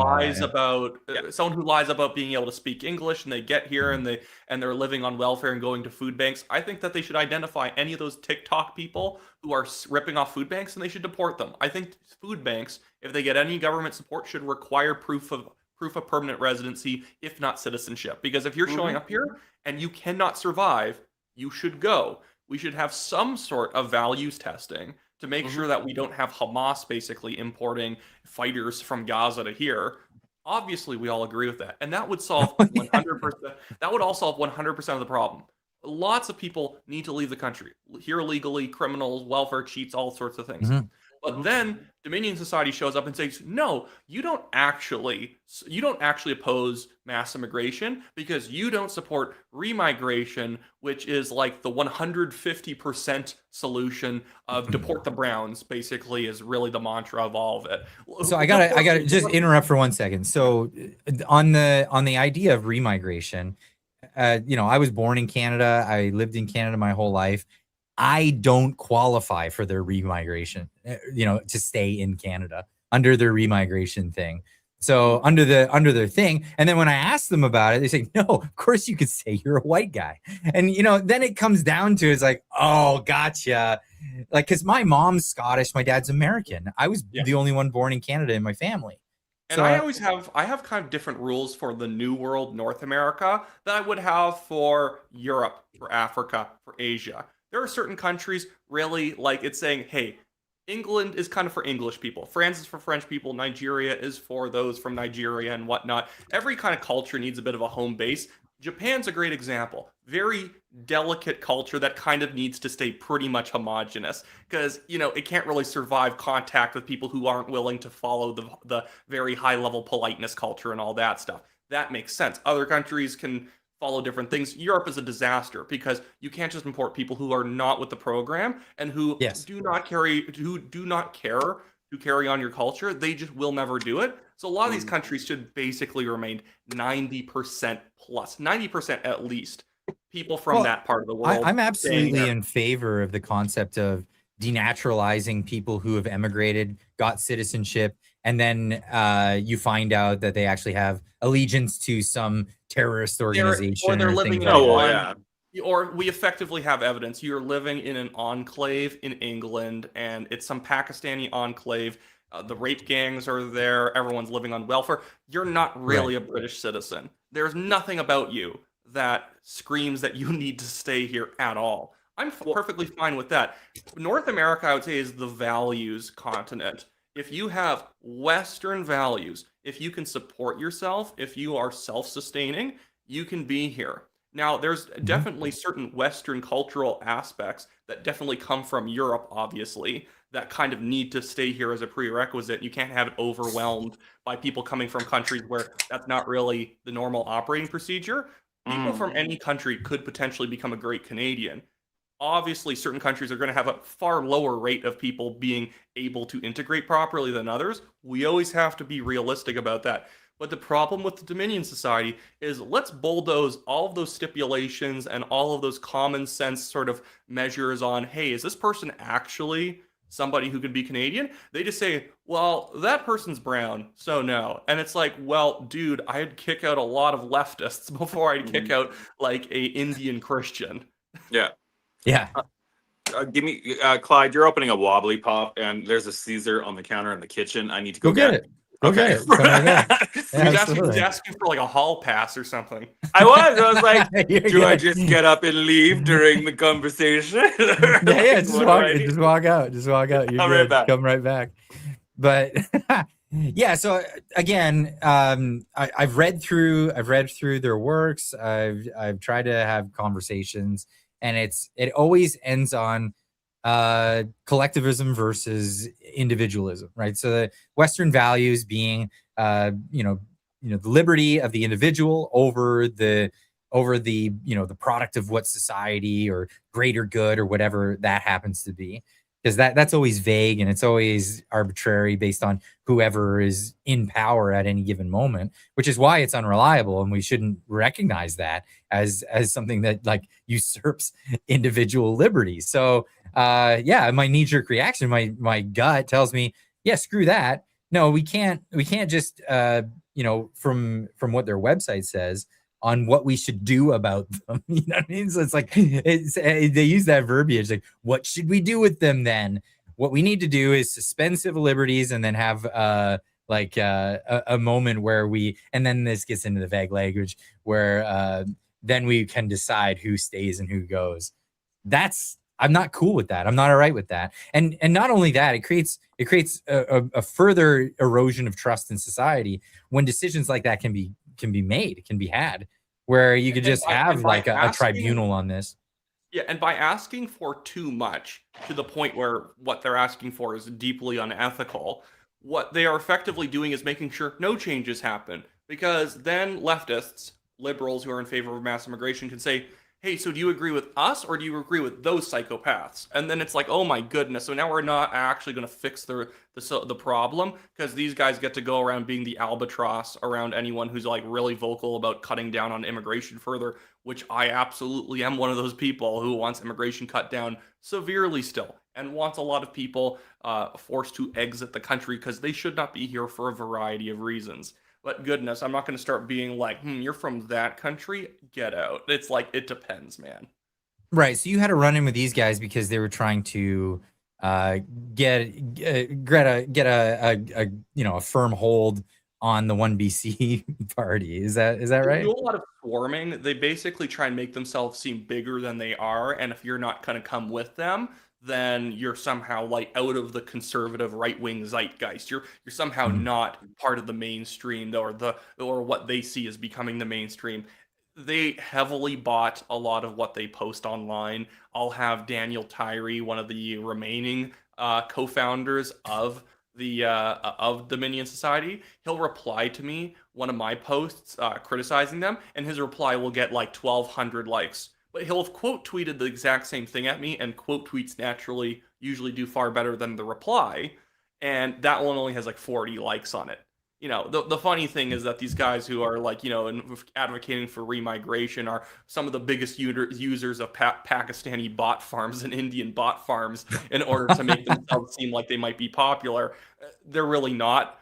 These guys are just, oftentimes just astroturfing this idea that there's momentum. So they'll go do these events out in public where they'll like tape up a few posters and stand on a bridge with a sign. And it's like, apparently they must be somehow popular. Wow, we rallied 30 guys together across the entire GTA and southwestern Ontario area to show up to Waterloo or whatever, or Aurelia.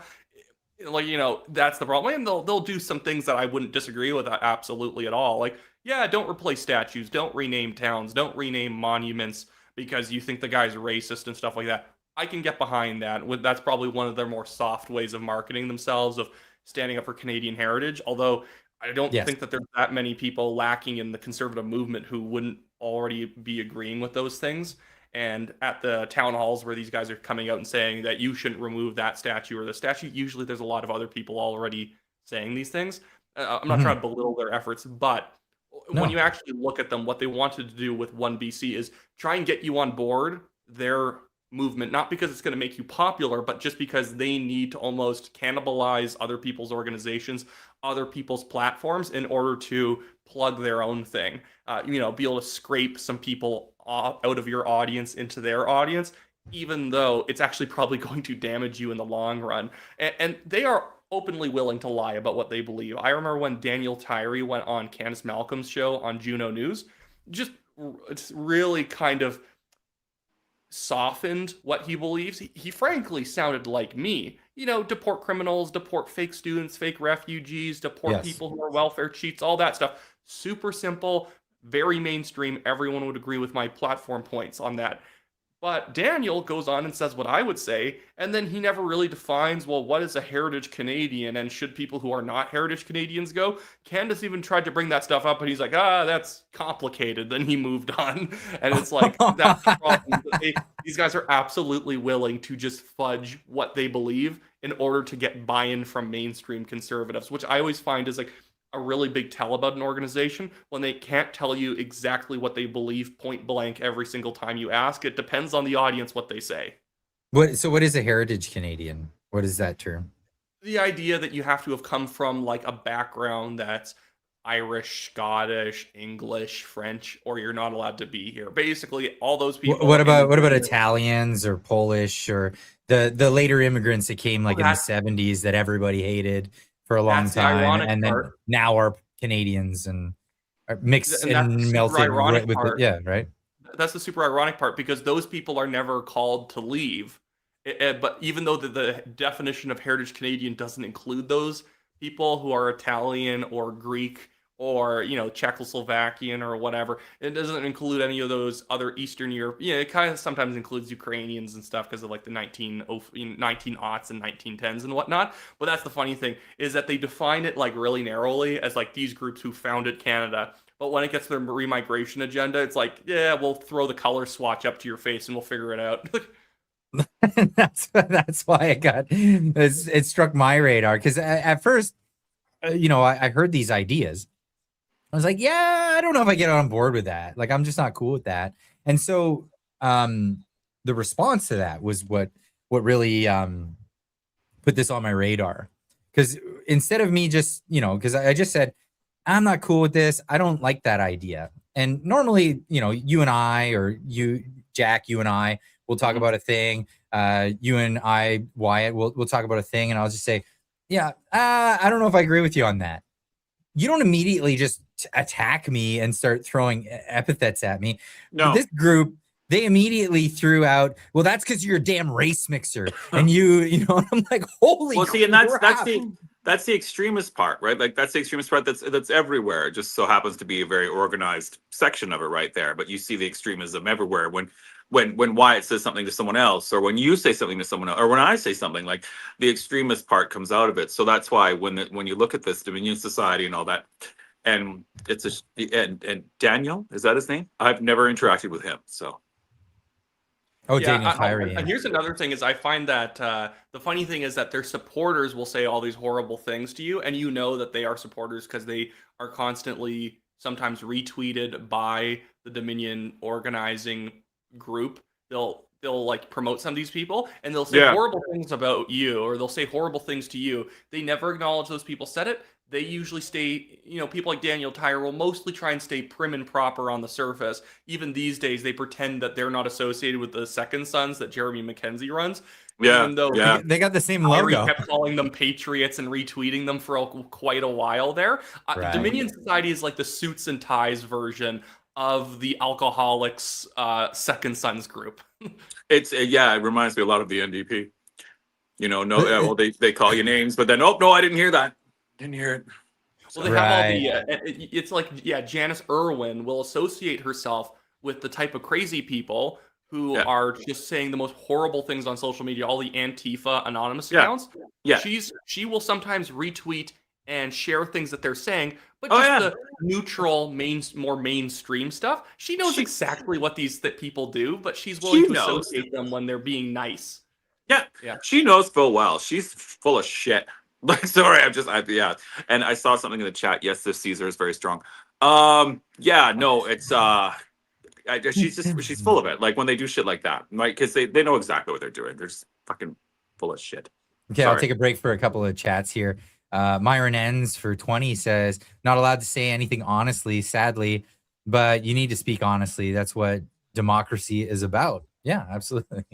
Just get it out there. Get your word out. And if you're, and here's the thing, when it comes to like saying racist things, I'll defend you every step of the way to have the right to say that stuff. I don't have to agree with the things that you say, but it's not illegal. I don't think it should be illegal to say awful, abhorrent things, but you have every right to say By the way, those you'll things. sometimes see that thing pop up and you're like, oh, well, you're only saying this is bad because it's white people doing it, blah, blah, in terms of... No. I'll call it out on any front. The thing is, like, absolutely. that would be my criteria for kicking people out of the country. If you're from some, like, Eritrean group who's, like, racist against other groups, get out. We should forcibly remove people who demonstrate in their values to be racist, to basically have an anti-individualist kind of perspective on life. North America's not your thing, apparently. Bye. Or maybe Mexico is tried down there. Mm-hmm. So, when it came to the Dominion Society, are we going to talk about it? Oh yes. I just had a skip out. Can you guys hear me? Are you hearing me okay? Can you hear me? What? Yeah, okay. No, I had this thing happen the other day where it just like froze for a second, and then my audio got all weird. I got one more super chat to share. This was from the shift hit the fan for 2. It says, Jack, did you just make yourself a triple Caesar? I did. Yeah, you did. Yeah, and I know him. He's really cool. I like that guy. Oh, that guy awesome. has a massive Facebook page, by the way. He has like a Facebook page of like 120,000 followers. Oh, the shit hit the fan?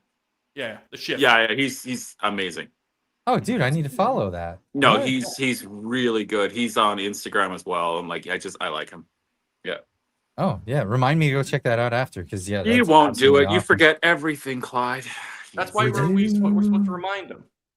That's why I said that. Yeah, that's why I said that. Remind me.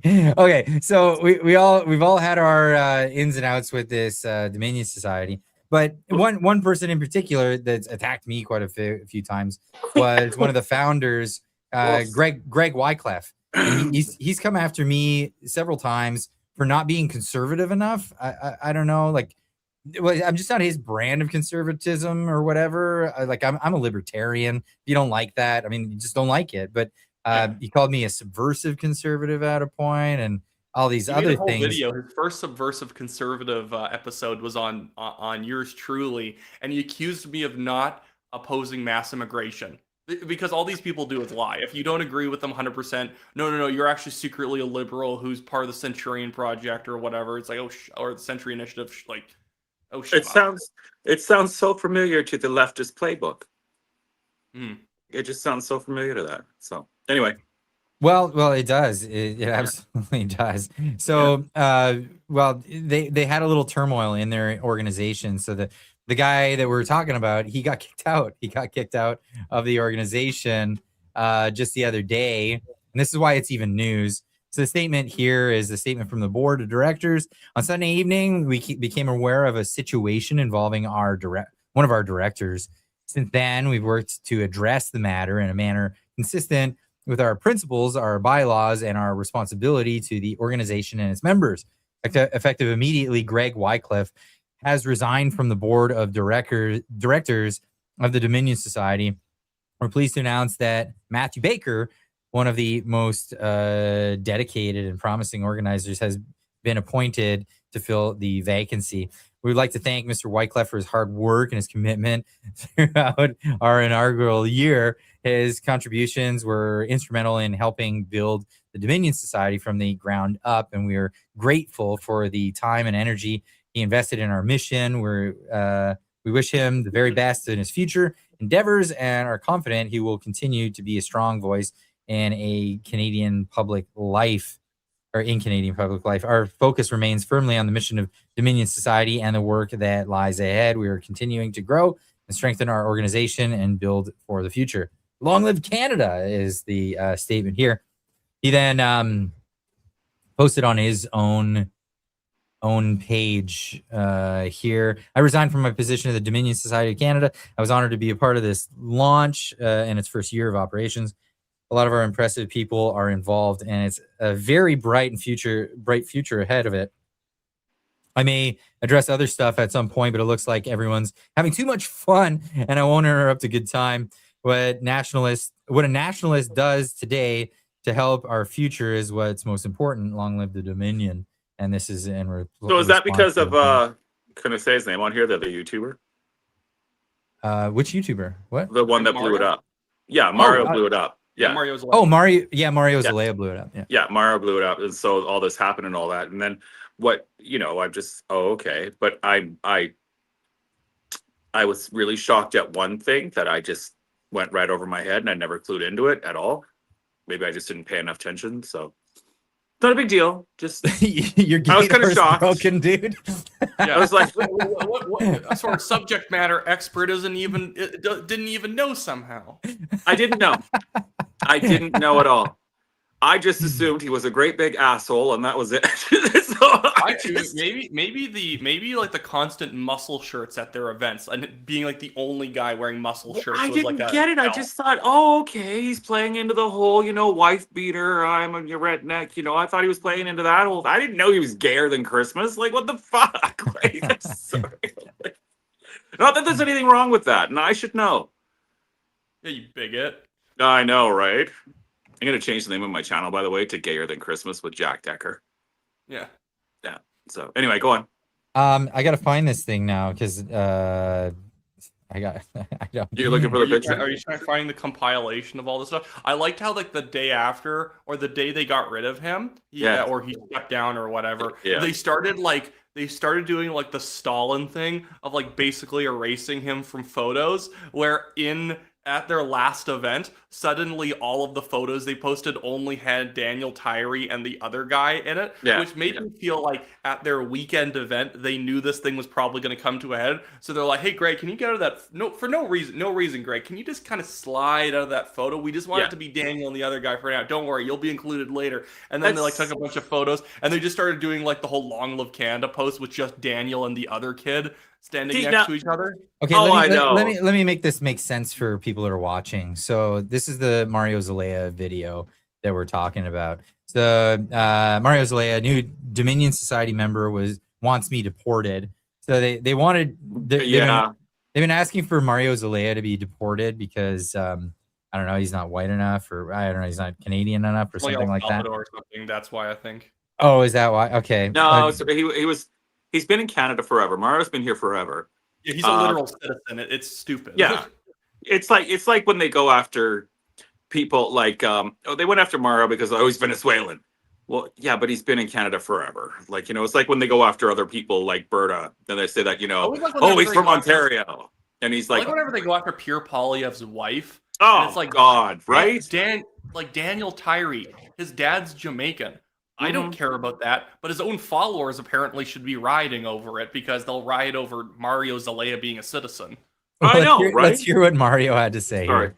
That Give me picture one doesn't even second, look like because him. this is going to get really good. So there's an active call to actually have me deported from the country. And the person doing it belongs to a group called Dominion Society. As you can see here, they said that they were dissatisfied with the Conservative Party, and the party's control by the Sikhs radicalized him even more. So he said a few weeks after the election, he left the party and joined Dominion Society. And just in the last week, he said, "You're an illegal alien from El Salvador. Time for you to leave." Now hang on, because it's going to get better. See, this is an AI generated image of me. In fact, I don't own this t-shirt nor this hat, nor have I ever seen anything like it. Nor have I ever made a video titled "I immigrated to Canada illegally from El Salvador" about me. He used a fake AI image to effectively ask for my deportation. Now this is where things are going to start getting interesting. You see, Max here says we're going to take our nation back, and Dominion Society said, "Well said, Max, welcome aboard." And on the website for Dominion Society, they claim to be a nonpartisan advocacy group dedicated to promoting the Canadian identity, heritage, and nationalism. But you'll notice their members have something in common. And a Canadian citizen who was born in El Salvador, well, it's not part of that common denominator. And hang on. And this guy here, and I'm going to use the word allegedly, is the Dominion Society's co founder. And his name is Greg, and he follows me on Instagram. Hi, Greg. And you see, politicians have been speaking out against them. Most recently in Aurelia, where they said anti Semitism, white nationalism, discrimination, and hatred have no place in Aurelia or anywhere else in Canada. And the candidate Smith in Aurelia says she believes that the views and the opinions of the Dominion Society are clear racism. And this is Daniel over here, the other co founder. And as you can see up here, Jason Kenney, the former premier of Alberta, you see him calling him out, calling him a racist. And what he said behind here, it's true.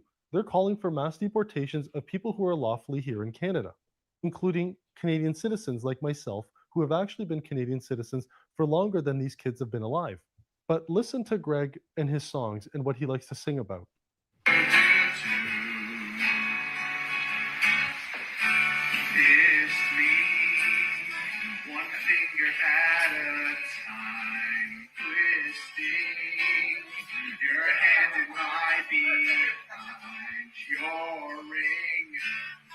I hope you took that off. You'll never see that thing again if not. Oh, fist me. And then apply more. Jack's reaction. These people are disgusting. So you know what? Here's the thing. Okay, Jack. So what happened? Apparently, it was just a bit. It was just a 3-year-long bit he was I'm doing. sure it was a bit. I'm sure. just to the knuckle. Right? just a bit. Just a bit. And only for a minute. Oh, sorry. Yeah, it turns out Greg, people did a bunch of digging and they found out that Greg was actually part of the gay community a long time ago, and he was not anymore. He was a radio jock for a thing Pride called FM or whatever. Pride FM, and yeah, he was like really active in the gay community, whatever. Yeah, something like that. And he would do his shtick in front of a lot of go to gay bars and do his shtick. And he had his whole thing, and he would be like almost naked with like bear dudes and cuddling and doing all this weird whatever stuff, right? I mean, here's my take on this whole thing. I don't care that he's a gay dude. I don't care. If anything, though, it's kind of funny. It's kind of funny because in the same sense of like when Ted Haggart, who was like the pastor who railed against homosexuals, and then it turned out he got caught with in a hotel or motel with meth and a gay prostitute, like that. It's funny in that sense, right? It's like, what happened, right? It's a big question mark is all I've got, right? Well, that's the funny. Well, we literally have videos of Greg Wycliffe like posting videos and say tag your favorite gay conservative or whatever in like a mocking way, and it's like I like that people found those posts and they're now just tagging Greg in them. Right. Were they But really saying tag your favorite gay conservative? How many times Oh, did I I get sent sent? you that in the DMs. That was like the last thing I sent you, Clyde. It Did was you? really funny. Oh, Clyde. Oh, sorry. Yeah. Yeah. I'm well, sure I didn't yeah. put it on that. Here's his video here. This is from 2022, right? This is ages ago. I am a liberal gay person, and I got something to say. That is literally so brave. I'm a conservative gay person, and nobody wants to hear you, bigot. You're literally the worst. I am a liberal. Yeah, this is his shtick for a while. But then I don't know what, like, something happened. Like, I had him on the show. He seemed all right, but then he went with this Dominion crowd, and then everything turned, and then it became this purity test. Like, Clyde, So he forgot. He Yeah. forgot who he was. something or what? I'm not That's sure. the tricky part about getting involved in all this stuff and the different organizations that you can become part of. You kind of forget who you are, you know, and Well, you and kind of. here's the thing. It's always the hypocrisy element. It's Mm. like I'm never going after people for things that I do. I'm never going No. to like attack somebody for something that I clearly could never live up to the standard of. But Mhm. these guys, and it's more so that that this is the type of thing that they attack other people for. This is what they Yes. attack like Melissa Lantsman for, like one of the deputy Oh. leader, and then having this then come out is like it's actually in a certain sense unforgivable hypocrisy, because if this happened to one of your opponents, you guys would be all tearing them apart right now, Mhm. rather than just being like, oh yeah, we don't care that this is. And even some of their own people, they kind of split. Half of them were like, it doesn't matter because he's still on mission, and it's like, okay, I don't exactly agree with their mission, but fair But the enough, other that's half probably the right are way of saying it. vitriolic. It's unbelievable. The other And then half other ones are are calling like Daniel Tyree the N-word because his dad's Jamaican, and they're calling Greg Wycliffe a bunch of slurs. See, and stuff like, like you that. know your organization has gone too far when. Like, holy almost fuck, like that's you when you process- disband it and you start something new. well, and I think this is where the you know the resignation came from. It's like, okay, people found out about his past, and then he had to resign, which it's crazy. Like, you know, as someone in a conservative camp, I mean, this you know, you and I are great friends, right? You and Yeah. I are great friends. I promote your stuff all the time because I'm like, this is great, because I'm sure there's a ton of gay conservatives out there that can relate with what you're going through and all the things that you've got going on. So I it's like, I used his video in my Jamil Giovanni versus Mark Garrettson video because it was funny. Yes. Yeah. That was great. exactly, right? Yeah. So it's like, yeah, gays are welcome in the conservative movement, and Of that's course. fine, but not in this movement. And this is where I find the irony of it. It's because well, personally, myself and Wyatt have been held to the fire, the purity flame by Greg Wycliffe for not being pure enough.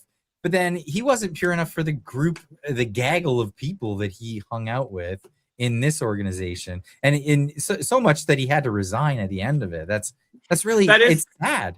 That is sad. That is very sad. I need to say one of my favorite quotes from another YouTuber that exactly applies to this situation. I pay you good money to lie to me about politics and culture, but lying about your personal life, the flipping cheek. I can't believe it. I can't believe that Greg Wycliffe, who I pay to lie to me about immigration and smearing other conservatives, that he would lie about himself? Guffaw. In fact, I know Greg's not talking to anybody right now, but this is a perfect opportunity to reach out and say, like, hey, Greg, you know, perhaps this is the time to have dialogue. Perhaps this might be the time to have a conversation with you. How did it go? How did it go from reasonable to like insanity? What the fuck? Yeah. Right? Should have just stuck to making that documentary of his without being surrounded by crazy friends. By the way, I've never seen. Has that documentary he made on the Anti-Hate Network ever actually come out? Like, apparently I heard about that. There's like a couple of screenings they did. I remember Marty up north went to one of them in Calgary, but they did one in like Toronto, and then they did one in Calgary, and $42,000 later on this thing, and like 2.5 years, and I've never actually seen it. No, I've never seen They it. did. It did. I don't know if it got released or not. I was invited to the screening here, and I couldn't go. I was working. Um, but yeah, I mean, no. See, that's the thing. That's the thing. I mean, like, he could do some great work. Like, he could do some really good stuff. Just maybe take this time to regroup and find yourself again. And find your voice again. Here's I a don't great know. example of how he kind of transformed. I remember he was on my show back when I just did a joint podcast with myself and Daniel Boardman. It was mostly when I only wrote articles, and we did a little bit of a Facebook Live every week for fun, and that was it. Like, I can't even access that Facebook page anymore. Thank you, liberals. Bill C-18 is a lot of fun. Oh yeah. But Greg was like an anti-lockdown type, generic right-wing conservative, very anti-woke conservative. Did funny skits. He actually, Yeah. I would say he used to be funny. Back then, Yeah. he used to be funny, and then it's sometimes someone's in extreme politics because they lose their ability to be funny. Everything is always just breakneck serious, and even when they're trying to be funny, it's more so just kind of rude. Like, It's they too don't know how to pointed. like. It's too pointed. It's not generic too enough point- to be funny. Yeah. Yeah, there's no kind of like fun sincerity to it. It's hyper earnest all the time because I need you to know this political message. It's like when socialists try and make, Yeah, like, and people jokes. flip past that so quickly on the screen. They're like, okay. Greg used to do comedy in university with Ben Bankus and Daniel Boardman. But then he eventually got to the point, because they went to the university together, they'd do stand-up nights together. Greg got to the point where he started referring to his former friend Daniel Boardman as Jewish conservative Daniel Boardman. And it's like, dude, it's not even just that you're being weirdly anti-Semitic in the way he was talking about him on all this other stuff, but it was like, you know him. Why are you pretending like you don't know him and he's some like entity out there you're talking about? It's like all these people who like unperson their family because they're a bunch of like delusional left-wing kooks who have been convinced that their family's done trauma to them. Except he's doing like the right-wing version of it, where now he's referring to you as like the identity class or something like that. I'd like to see a redemption arc though for this guy, because I think this is actually almost like honestly a perfect opportunity for it. Because like to be shunned from his group because they found out something personal about him, like he's a gay dude. Well, I mean, for God's sake, Daniel looks like he's anyway. Oh, so now your gaydar works. Now my gaydar works. Sorry, Daniel. Maybe I'm just hopeful.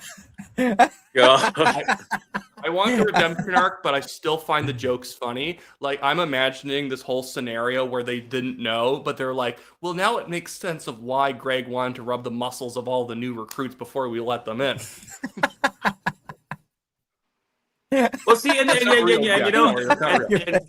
there will be this period that he will have to go through because it's already happening where, he was an asshole to a lot of people, right? So of course now they've got this, so they're going to run with this for a bit. It's not, and that's just what's going to happen. And then this is actually the perfect time for him to like regroup, gather himself, just be honest with what he wants to be, maybe bring it back from the whole, white supremacist thing and like just be a gay conservative. Wow. Yeah, I mean, again, like I like a redemption arc story. It would take some apologies because I mean he went on other shows after I was nice to him, right? And he went on other some shows. Horrible things about you. Yeah, he did. He called me a coward because I wouldn't say racist things about people. No, why? What is that adding to? Like that's my question. But I don't actually believe that stuff, right? Well, I know you don't. No. I don't actually I don't subscribe to that stuff. So like to call somebody a coward because they won't do something that you believe in doesn't mean that they're a coward. It just means that they don't believe in that. They don't subscribe to it. And I'm pretty forthcoming about what my opinions are on the internet. I mean, like, here's like the worst thing about the way he was like conducting himself politically in terms of there's all the bad beliefs. Those are very obvious. We don't really need to go into the substance of that. We've already done it as well. But it was just the dishonesty, and it's always, again, another sign that you should know that you've become an extremist because you're unable to treat people fairly anymore. And it was, I remember his podcast debate he did with Jeff Everly on it, where they just pulled that guy out of context and would just laugh and pretend like everything he was saying was ridiculous and So roll their they're eyes. laughing at Jeff? Jeff Evely, yeah. Everly. Yeah, because he was explaining specifically why, why there's he's explaining legally why Israel exists and why it makes sense on a moral level. Why? Oh, and they were just being trying to complete wipe out the entire assholes. people group. Maybe they want their own protective, not even protective space, but they might want their own state. And he wasn't even saying that you can't do that elsewhere. He was just basically explaining the mentality of why that's connected to the Holocaust. And Greg was like acting like he was accusing him of denying the Holocaust. And he's like, Jeff's like, no, I'm just explaining why there's a special case why this country happened to exist in this very quick manner because everyone just tried to kill. But again, that the debate topic didn't really matter. It was the fake laughing and eye rolling, and I'm like, you guys are acting like leftist redditors. Yeah. You can't talk to because everything that, unless you're agreeing with them, they just act like you're a ridiculous person. They throw out insults, and it's just obnoxious. I've always said the far left and the far right are so far that they're fucking shaking hands. So this is my point on this. This is my point on this. Yeah. So there's this horseshoe theory. Oh no, right? I like Jeff Evely. I like Jeff Evely. So there's this horseshoe theory that like there's the from the center, and then it's like left and right go this way, and then somehow they meet at the bottom, and then the authoritarians all hang out down here. No, I believe that like people who are collectivists, they're just as left wing as the socialists, as the communists. I mean, if you don't believe in individual liberty and that being the thing to strive towards, then you're not on the right. You just politically, that's not the ideology that you ascribe to. You may disagree with some other forms of collectivism, but you're still a collectivist, and that's the side of the aisle that those people sit. They're leftists. Mm-hmm. Yeah. Well, they literally, Daniel Tyree literally endorses the CCP. He was happy and cheering on Mark Carney when he went to go sign a deal with China. These people are anti-American leftists because they've defined Canadian nationalism in a very liberal way, where being Canadian is not being American. So like resisting American foreign policy power means you're like a better heritage Canadian or whatever. But it's not horseshoe theory, because it makes it sound like, oh, they've gone so far right, they're now meeting. Like, no, these guys are far left. They just also happen to be racist, which there are racist communists. No, but the horseshoe theory falls apart when you say like, okay, well, if you go to the left, the further left you go, you find you get more and more authoritarian. But if you go to the right, you get more and more free until you become an authoritarian. Well, that doesn't make sense. They throw around the word corporatist as if that means like corporations and capitalism. Corporatism is a philosophy of fascism that basically means organizing the economy into basically state and trade union controlled sectors and bubbles where they basically compete. They not compete, but they organize against businesses, that businesses either do what they want or you're not allowed to operate. Like, it's socialism by slightly different means. Fascism is socialism. National socialism is socialism. Communism is socialism. Like, socialism just means the government controls the economy. It can do that directly by taking over the factory, or it can basically say that I'm not going to let you have workers in terms of Italian fascism unless you do what we want. And then our local trade unionist organizations will release some workers to you. Then you can work. And then other economies have different mixes of how they basically control it. But socialism is just control of the economy. That is it. Well, corporatism is the term that Mussolini later said would have been a better term for his system other than fascism, because it's the perfect merger between corporation and state. Actually, those were his words. It's not even that. It's the idea.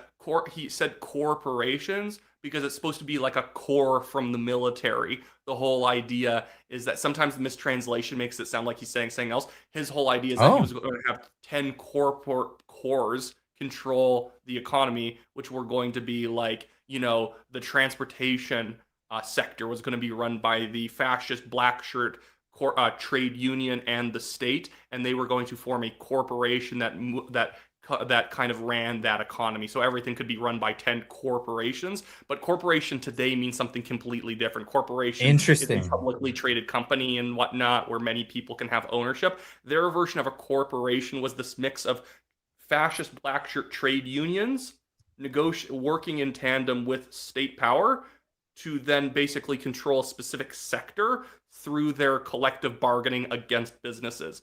And obviously, people are like, well, they weren't actually trade unionists because they banned unions. I'm like, yes, every authoritarian bans the unions that they don't like. You know, the Bolsheviks banned all the unions. They collectivized them into one state labor department, same as the Nazis.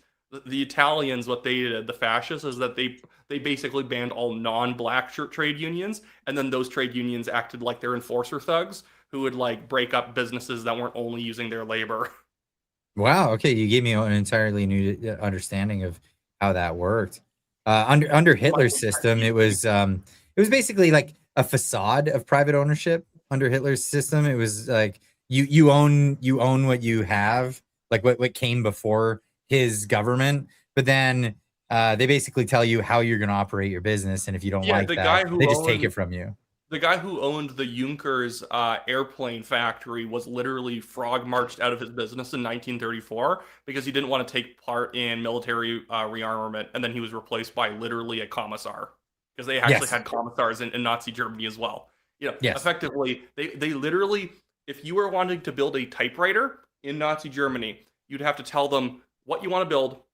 You'd have to show them all the parts. And then they would tell you, based on all these parts and what you want to build, we approve the concept, and this is how much money you're allowed to spend on accumulating the parts. This is how much you have to pay labor for it, and this is how much you're allowed to sell it for. To the point where farmers were just annoyed so much that they'd have to come up with like weird schemes of getting more money for certain things, because pigs would be a price. Doesn't matter how big the pig is, you could only sell pigs for a certain amount of money each. And to get more money, they'd sell you their dog too, because there's no price on dogs, so they'd put the profit margin on the dog, and then the dog would just come home with them anyways. Okay, yeah, broken systems economy, that people figure out ways around because they don't work. They just don't work. Mm-hmm. Unbelievable. But yeah, that's what you get for authoritarianism. This is what collectivism and in all of its beautiful iterations that we've seen over the years has brought us. Any last comments on the Dominion Wycliffe situation? I'm pro redemption arc, but it's also still very, very funny. So long, gay boy. Oh man. Jack should find Greg in real life and just start screaming, "We don't like your kind around here." Oh no.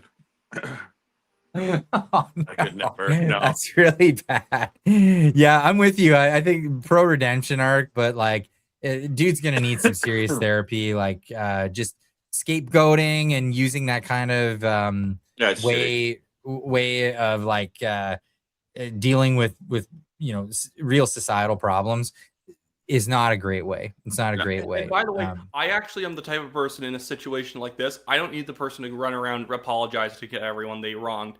Just be different. Just be different. Just be better. Just be the type of person where if you then saw that person you'd said something awful to like 2 years ago, you're like, hey, by the way, I'm really, and they're like, we're fine. And that's it. Like, just act in such a way where somebody wouldn't actually need the apology. The behavior should be the apology, not like a wow, you really turned yourself around. Okay. Yeah. Cool. And honestly, like, reconnect with the things you're talented at. Sketch comedy, he was really good at. Anti-woke sketch comedy. Do your own thing. You could even have promoted immigration type stuff, anti-mass immigration type stuff in comedy format. Put together some fun videos. He would have a way better time getting his goals achieved if he did that. And if that doesn't work, there's always OnlyFans. Yeah. How much did I have in that Caesar? Yeah. Wow, dude.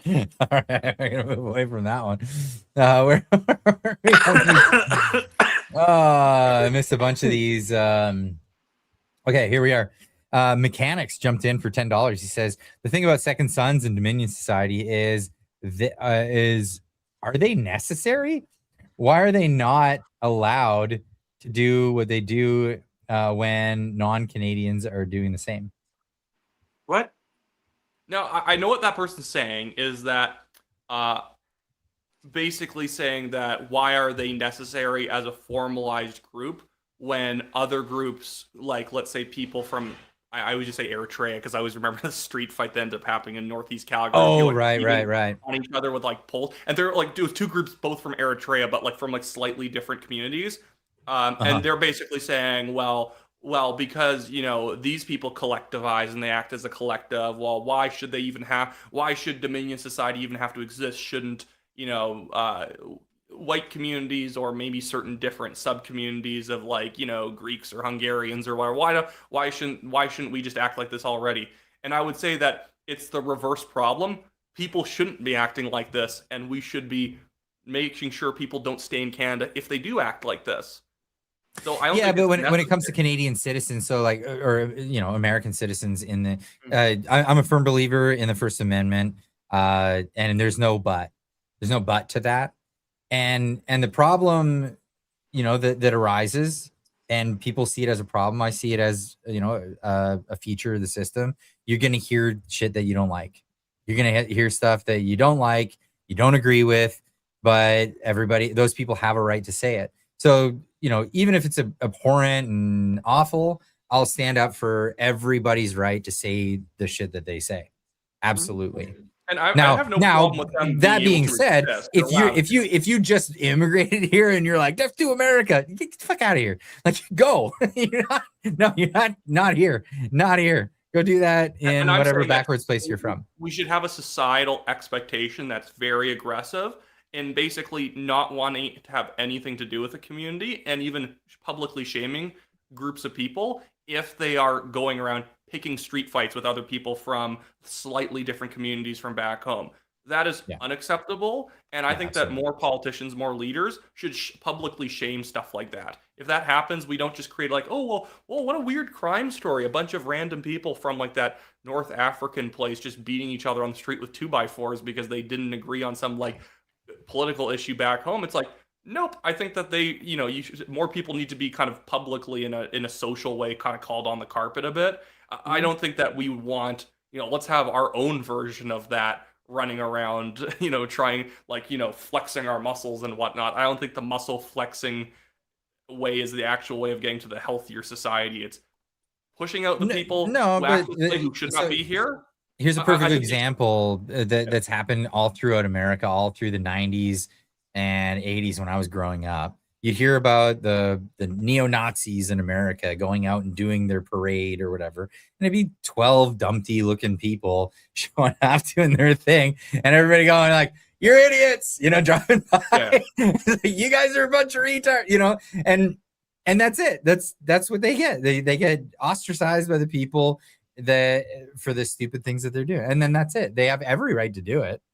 Absolutely. No, I agree with that. I'm saying that it's not because I was saying that the comment seems to imply that, well, because other groups do this, their backgrounds in terms of, it's not quite the same, but acting as if, well, other groups almost act militia-like already. So why shouldn't, white people have Dominion society, or why should this even be necessary? Shouldn't we already be acting the way that Second Sons act or Dominion society acts without organizing? That's his point. You get what I'm saying? I'm not sure that that's what he was saying, but yeah, perhaps. Yeah. Next one was Myron Ends for 20 said, and thank you very much. Says lefties play hockey in the corner. The only thing they can do is take cheap shots and never score a goal. Good analogy. Hockey analogies. Yeah. Not going to hear a lot of those down here. Here in Texas. Love it. Here in Texas, by the way.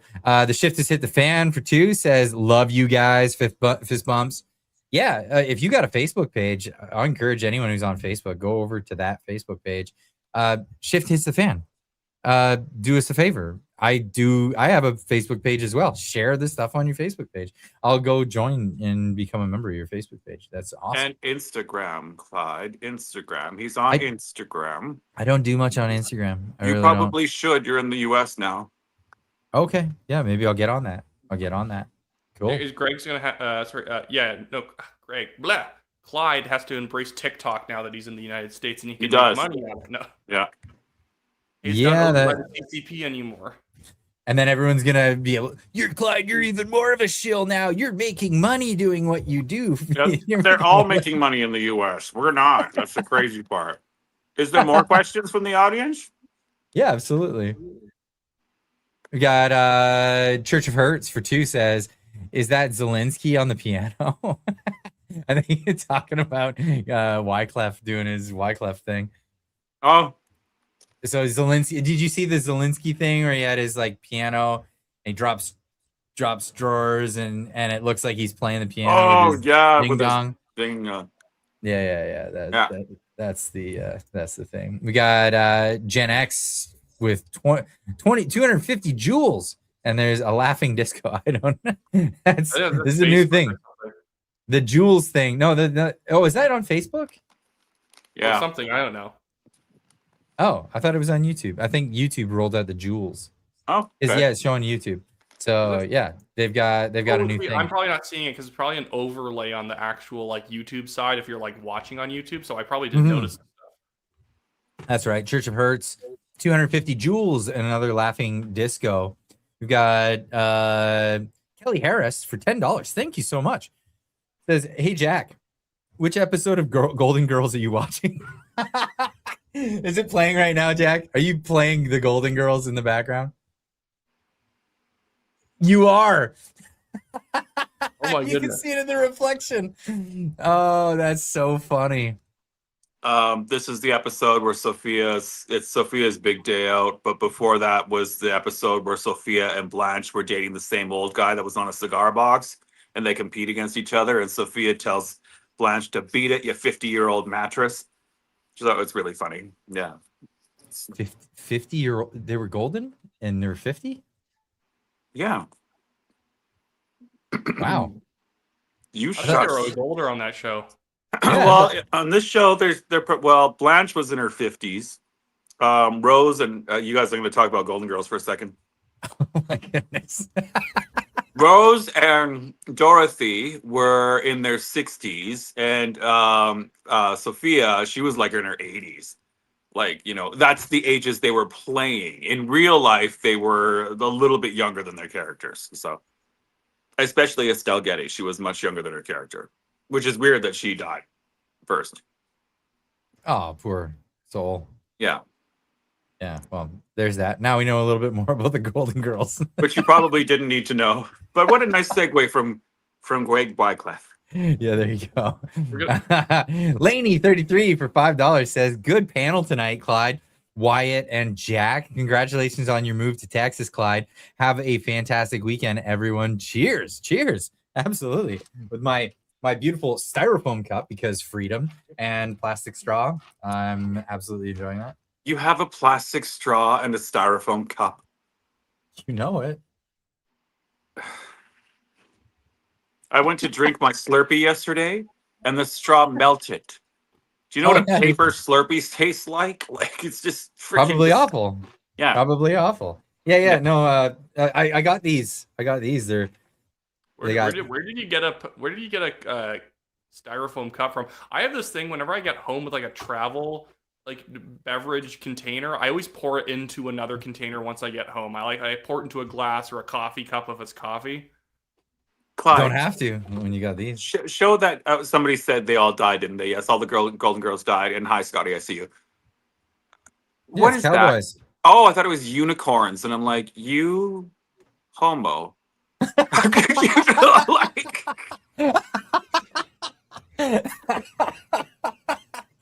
Oh, sharpen it up, Clyde. It looked like unicorns, and I'm it's like, cowboys, dude. This guy's flying the Texas flag, and I thought that was the Palestinian flag, and this was some sort of a queer parade. Like, this guy's doing that horse trick where you stand on the horse and do the lassoing and all that. It's stars because it's the Lone Star State. It looks pink and white. That's what threw me. See, that looks like a unicorn.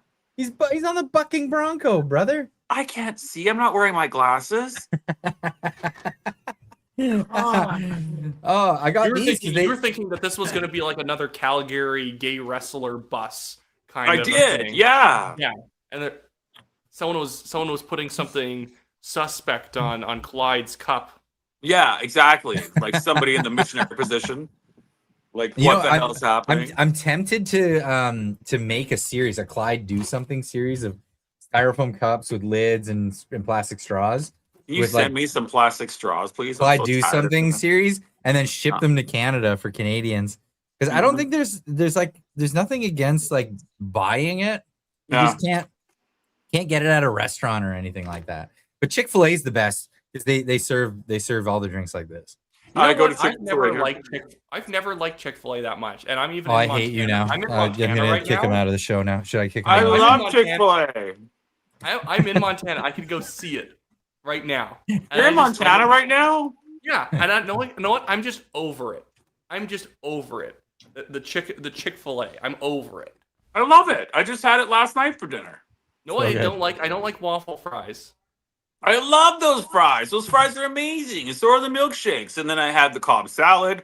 And then I had a spicy chicken sandwich, which, wow, that's really spicy. Kind of makes my Caesar seem tame. I like the spicy deluxe from Chick-fil-A. It's just so good. It's amazing. Monterey or the Jack Pepper. Wyatt, cheese next and all time that. you're here, we'll call up Greg Wyclef and we'll all go to Chick-fil-A. And we'll make amends. We'll make amends at We'll Chick-fil-A. make amends over waffle fries. No. Okay. And Bible verses. And Bible verses, yeah. And Grinder. Wyatt doesn't have anything to do with that, but we'll give it to Greg. We'll go on Sunday and we'll be like really sad. And we're just like, wait, no, it's closed. That's I it's like, true. I like Chick-fil-A. They don't get involved in any of the political shit. They're just like, no, take your gay They're fries stuff. fantastic. They're fantastic. And their cups don't sweat, so that your cup holder is just a pile of water at the end of the day. When Hey, you that's drive. what cleans my cup holder out. It gets all the salt that builds up out of there when it sweats a bit. Oh, Salt. this Why is there salt in your cup holder? Because I put fries in my cup holder in my car. I do that. Yeah. You don't put them in the container in the cup No, holder? no, no. No, If you I'm think we driving, dump if them I'm driving out? and I'm on the road, I keep them in the container, but the container slips into the cup holder. And then it's ready access right there. But you still have the little, like on the McDonald's fry holder, there's still like the little two gaps on the sides, and then salt comes out of them. Oh, okay. This is the problems we all deal with in the real world, Clyde, not in the space civilization that is Austin, Texas. Yeah. By the way, have you sent out that soup yet? By the way, I have not sent it. No. I'm waiting for other things to send you, brother.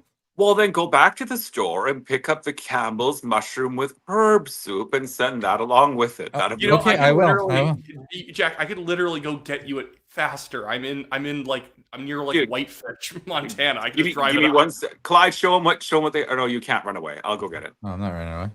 What is it? It's Campbell's golden mushroom soup, and it's Okay, I'll to go make look the it up. most delicious chicken casserole like you can do for Thanksgiving ever. It is just fantastic, and the only way it works is with Campbell's golden mushroom soup. You're also supposed to have Campbell's golden mushroom or Campbell's mushroom with herb as well in there. Anyway, it's the most delicious thing. It's got this thick crust of stovetop stuffing. That's the topping. Okay, I'll go like I can go to like Super One Foods after this and go find it for you, Jack. That's amazing. No, that's really cool. All that soup is I got great. you some from HEB. I just haven't sent it yet, Jack. See, and I love that. No, guess- and I appreciate that so much because it's so sad that here in Canada you can't get half the food that the U.S. has. No, Like Campbell's you soup cannot. has so many more soups than what we see at Save On Foods here. Like they've got like everything there, and like here we've just got what? I mean, my friends that live in Pennsylvania, he was like showing me around his convenience store, and there were flavors of chips that I had never heard of. I was like, yeah. What? There's lots of good chips and pork Yeah. rinds. Oh my goodness, the oh no, they go like. salt and vinegar pork rinds. I didn't even know that Okay. existed. That was the most amazing thing. I had that the other Okay, day. that actually sounds slightly gross though. It does, but it's great. That Well, something's sounds like wrong. It does, but it's so good. I It's would so love- good. I gotta move to the States. I gotta find some rich old guy in Florida and what? There you go. Yo, make that happen. All right, let's. What else have we got here? We've got I'm conservative boomer Trish Prue with the 550 joules. Stay hydrated. Yeah, we're staying dehydrated tonight. At least two of us are. I'm drinking coffee. There's a specific type of coffee I always buy at Target every time I'm here, and then I bring it back. And I'm drinking their toasted butter pecan version of it. Oh, is it good? It's really good. It's like I always just pour. It's like late at night, so I'll do like 4 scoops of like I'm making like a full pot. It's like 4 scoops of decaf. Then I'll just put in 2 flavored, because if you ever make a full pot of flavored coffee, it's disgusting. So always throw in like 1 scoop or like 1.5, and it tastes fine. I always hate when someone like makes you flavored coffee with grind, and it's like they use all the scoops and the whole thing just tastes like a birthday cake. Yeah, I didn't know that you're supposed to do that. Okay, so wait a minute. So tell me again. You're not supposed to do that. Technically, you're supposed to just pour in the full thing, but it's gross. So you should only. So I always do it as a ratio, where like 1 scoop out of 6 or 2 scoops out of 6 are the flavoring, depending on what it is. Like if it's peppermint coffee for like Christmas, I always just put 1 in because peppermint's super strong. Other things like toasted pecan, you can put a couple in because it kind of blends nicer. So only put a little bit of the flavored coffee, and for the rest of the coffee, get the Clyde Brew Something lineup. It's really good. I've got that. There's the medium roast, there's a dark roast, and there's a decaf even for the decaf lovers. We got the MAGA medium because we're the MAGA crew over here. You don't have to be, but it's a medium roast. And we got the dark humor, your morning coping mechanism. If that's what you need that little darker taste. Now, but go check it out. The link is in the description down below. This is all made by UG, right in Burnaby, British Columbia. It's all handmade.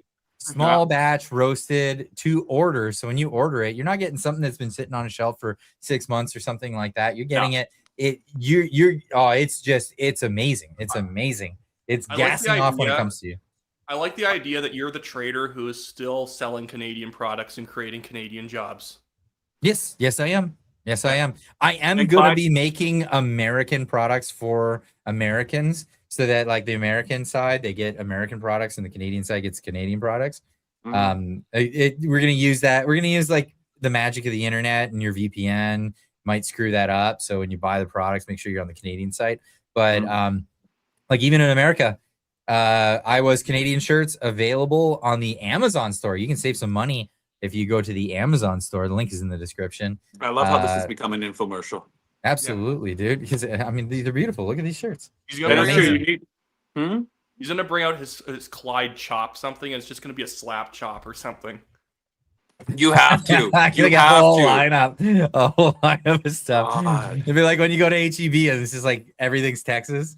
Everywhere in Texas, it's awesome. I love it. People might think it's hokey. I love it. But you go everywhere in Texas and they'll have something shaped in the shape of Texas. You go to the Best Western and you get waffles in the morning and they're the shape of Texas. You get your charcuterie board and you can get a Texas shaped charcuterie board. You can go whatever. I saw a cast iron pan that was in the shape of Texas today.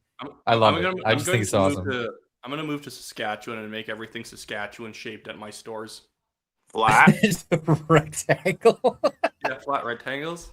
So, yeah. So interesting. Yeah. That's amazing. I'll open up a pancake restaurant that just serves Saskatchewan shaped pancakes. Oh man, that's too funny. Okay, we got one from 3D for $4.99. I know this. I know Olya. She's awesome. She says, "Welcome back to the U.S., Clyde." Yes, I'm back. I'm back to where I should be. I'm back home. And this is the most amazing thing that I hear. People here, if they know that I'm from Canada, they'll say, "Welcome to America." But if they know I'm American, they don't hesitate and say, "Welcome home. Welcome home. You're home now." It's great. It's great to be home. Mm-hmm. I love it. Not jealous at all. All right, folks. This has been a fantastic stream. You guys have been amazing sports. Thank you so much for coming and joining for this.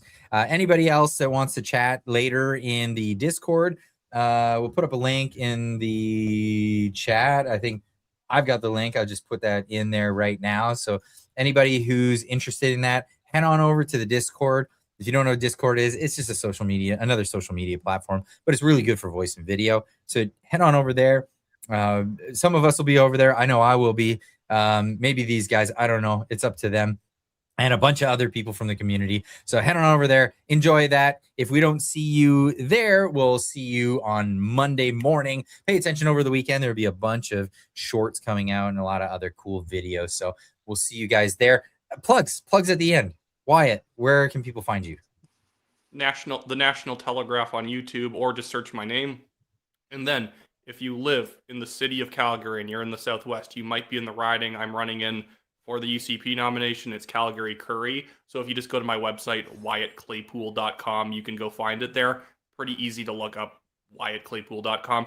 Sign up onto the email list. If you happen to be in the boundaries of it, I'll give you a call. I actually already ordered like the giant map that Elections Alberta will send you if you like order one, which is fun. Apparently, you're allowed to order 2 free massive maps of a riding every single year. So I feel like now for the rest of my life, my goal is to order 2 maps for free every single year until I can have a giant map of what the province of Alberta looks like in my basement. Awesome. That's great to hear. Jack Decker, where can people find you? You can find me on Instagram, Jack_Decker_official. Instagram's really taking off for me. It's kind of great. I'm doing kind of good. Really I've only good. been on there for like 3 months, and I'm like, what the hell? Love your videos, by the way. Love your videos. Thanks. I try to make them kind of funny and silly, but at the same time get a point across. And my favorite are when I roast somebody. But I'm also on X, which is JackDan110. So yeah, that's where I am. I was on TikTok, but I left there because it was stupid. And Facebook kicked me off. Wait, Jack. What? Yes. You need to get into this new genre of video. I already do this, but you need to do it because your short form videos are better for this. You need to start doing parody impressions of Naheed Nenshi. He is so fun to do impressions of. He's amazing. That kind of like, if people are from Alberta or they know of Nenshi, I like the way he talks, where he's like constantly like flipping his head around and closing his eyes and like the dramatic when he turns a page. Yeah, popping his wrists out, and he always pops his wrist out backwards at people. Like, well, yeah, you know, he's with just Danielle Smith, and that the separatists are controlling her government, guys. Yeah, it's like he's a marionette. Like, yeah, it's like somebody from the Thunderbird set is, you know, activating him. Like, what the hell? It's like worst marionette. So, he's like the worst operator. He's like a drunk puppet at all times. You see the totally. Danielle Smith. It's like watching Casey and Finnegan, their illegitimate son or something. You didn't vote for David Parker to be your premier, but in fact, that's what Danielle Smith's letting her do. You got to make that one go really big. Yeah. Okay, one last one here from John Sams, the roofer. He says, Clyde, hey, did you tear up your dual citizenship? Lol, if not, you're still Canadian. I could tear up my citizenship all day long, but I was still born in Canada, so no matter what, I could always go back and get it. It's like, no matter what I do. You can vote whenever you want. Think about it that way. No, so I can't vote in provincial elections anymore. I left BC. I don't have an address, so I can't vote there. But the longer we stay here, the more I can't smoke. Okay. Good night, everybody. Good night, everybody. We have to protect Jack's health. We are not allowed to let him leave now. Oh my God! It's turning into an intervention stream where he's not allowed to leave. Good night, everyone. Have a great night. We'll see you on Monday. Bye, Wyatt.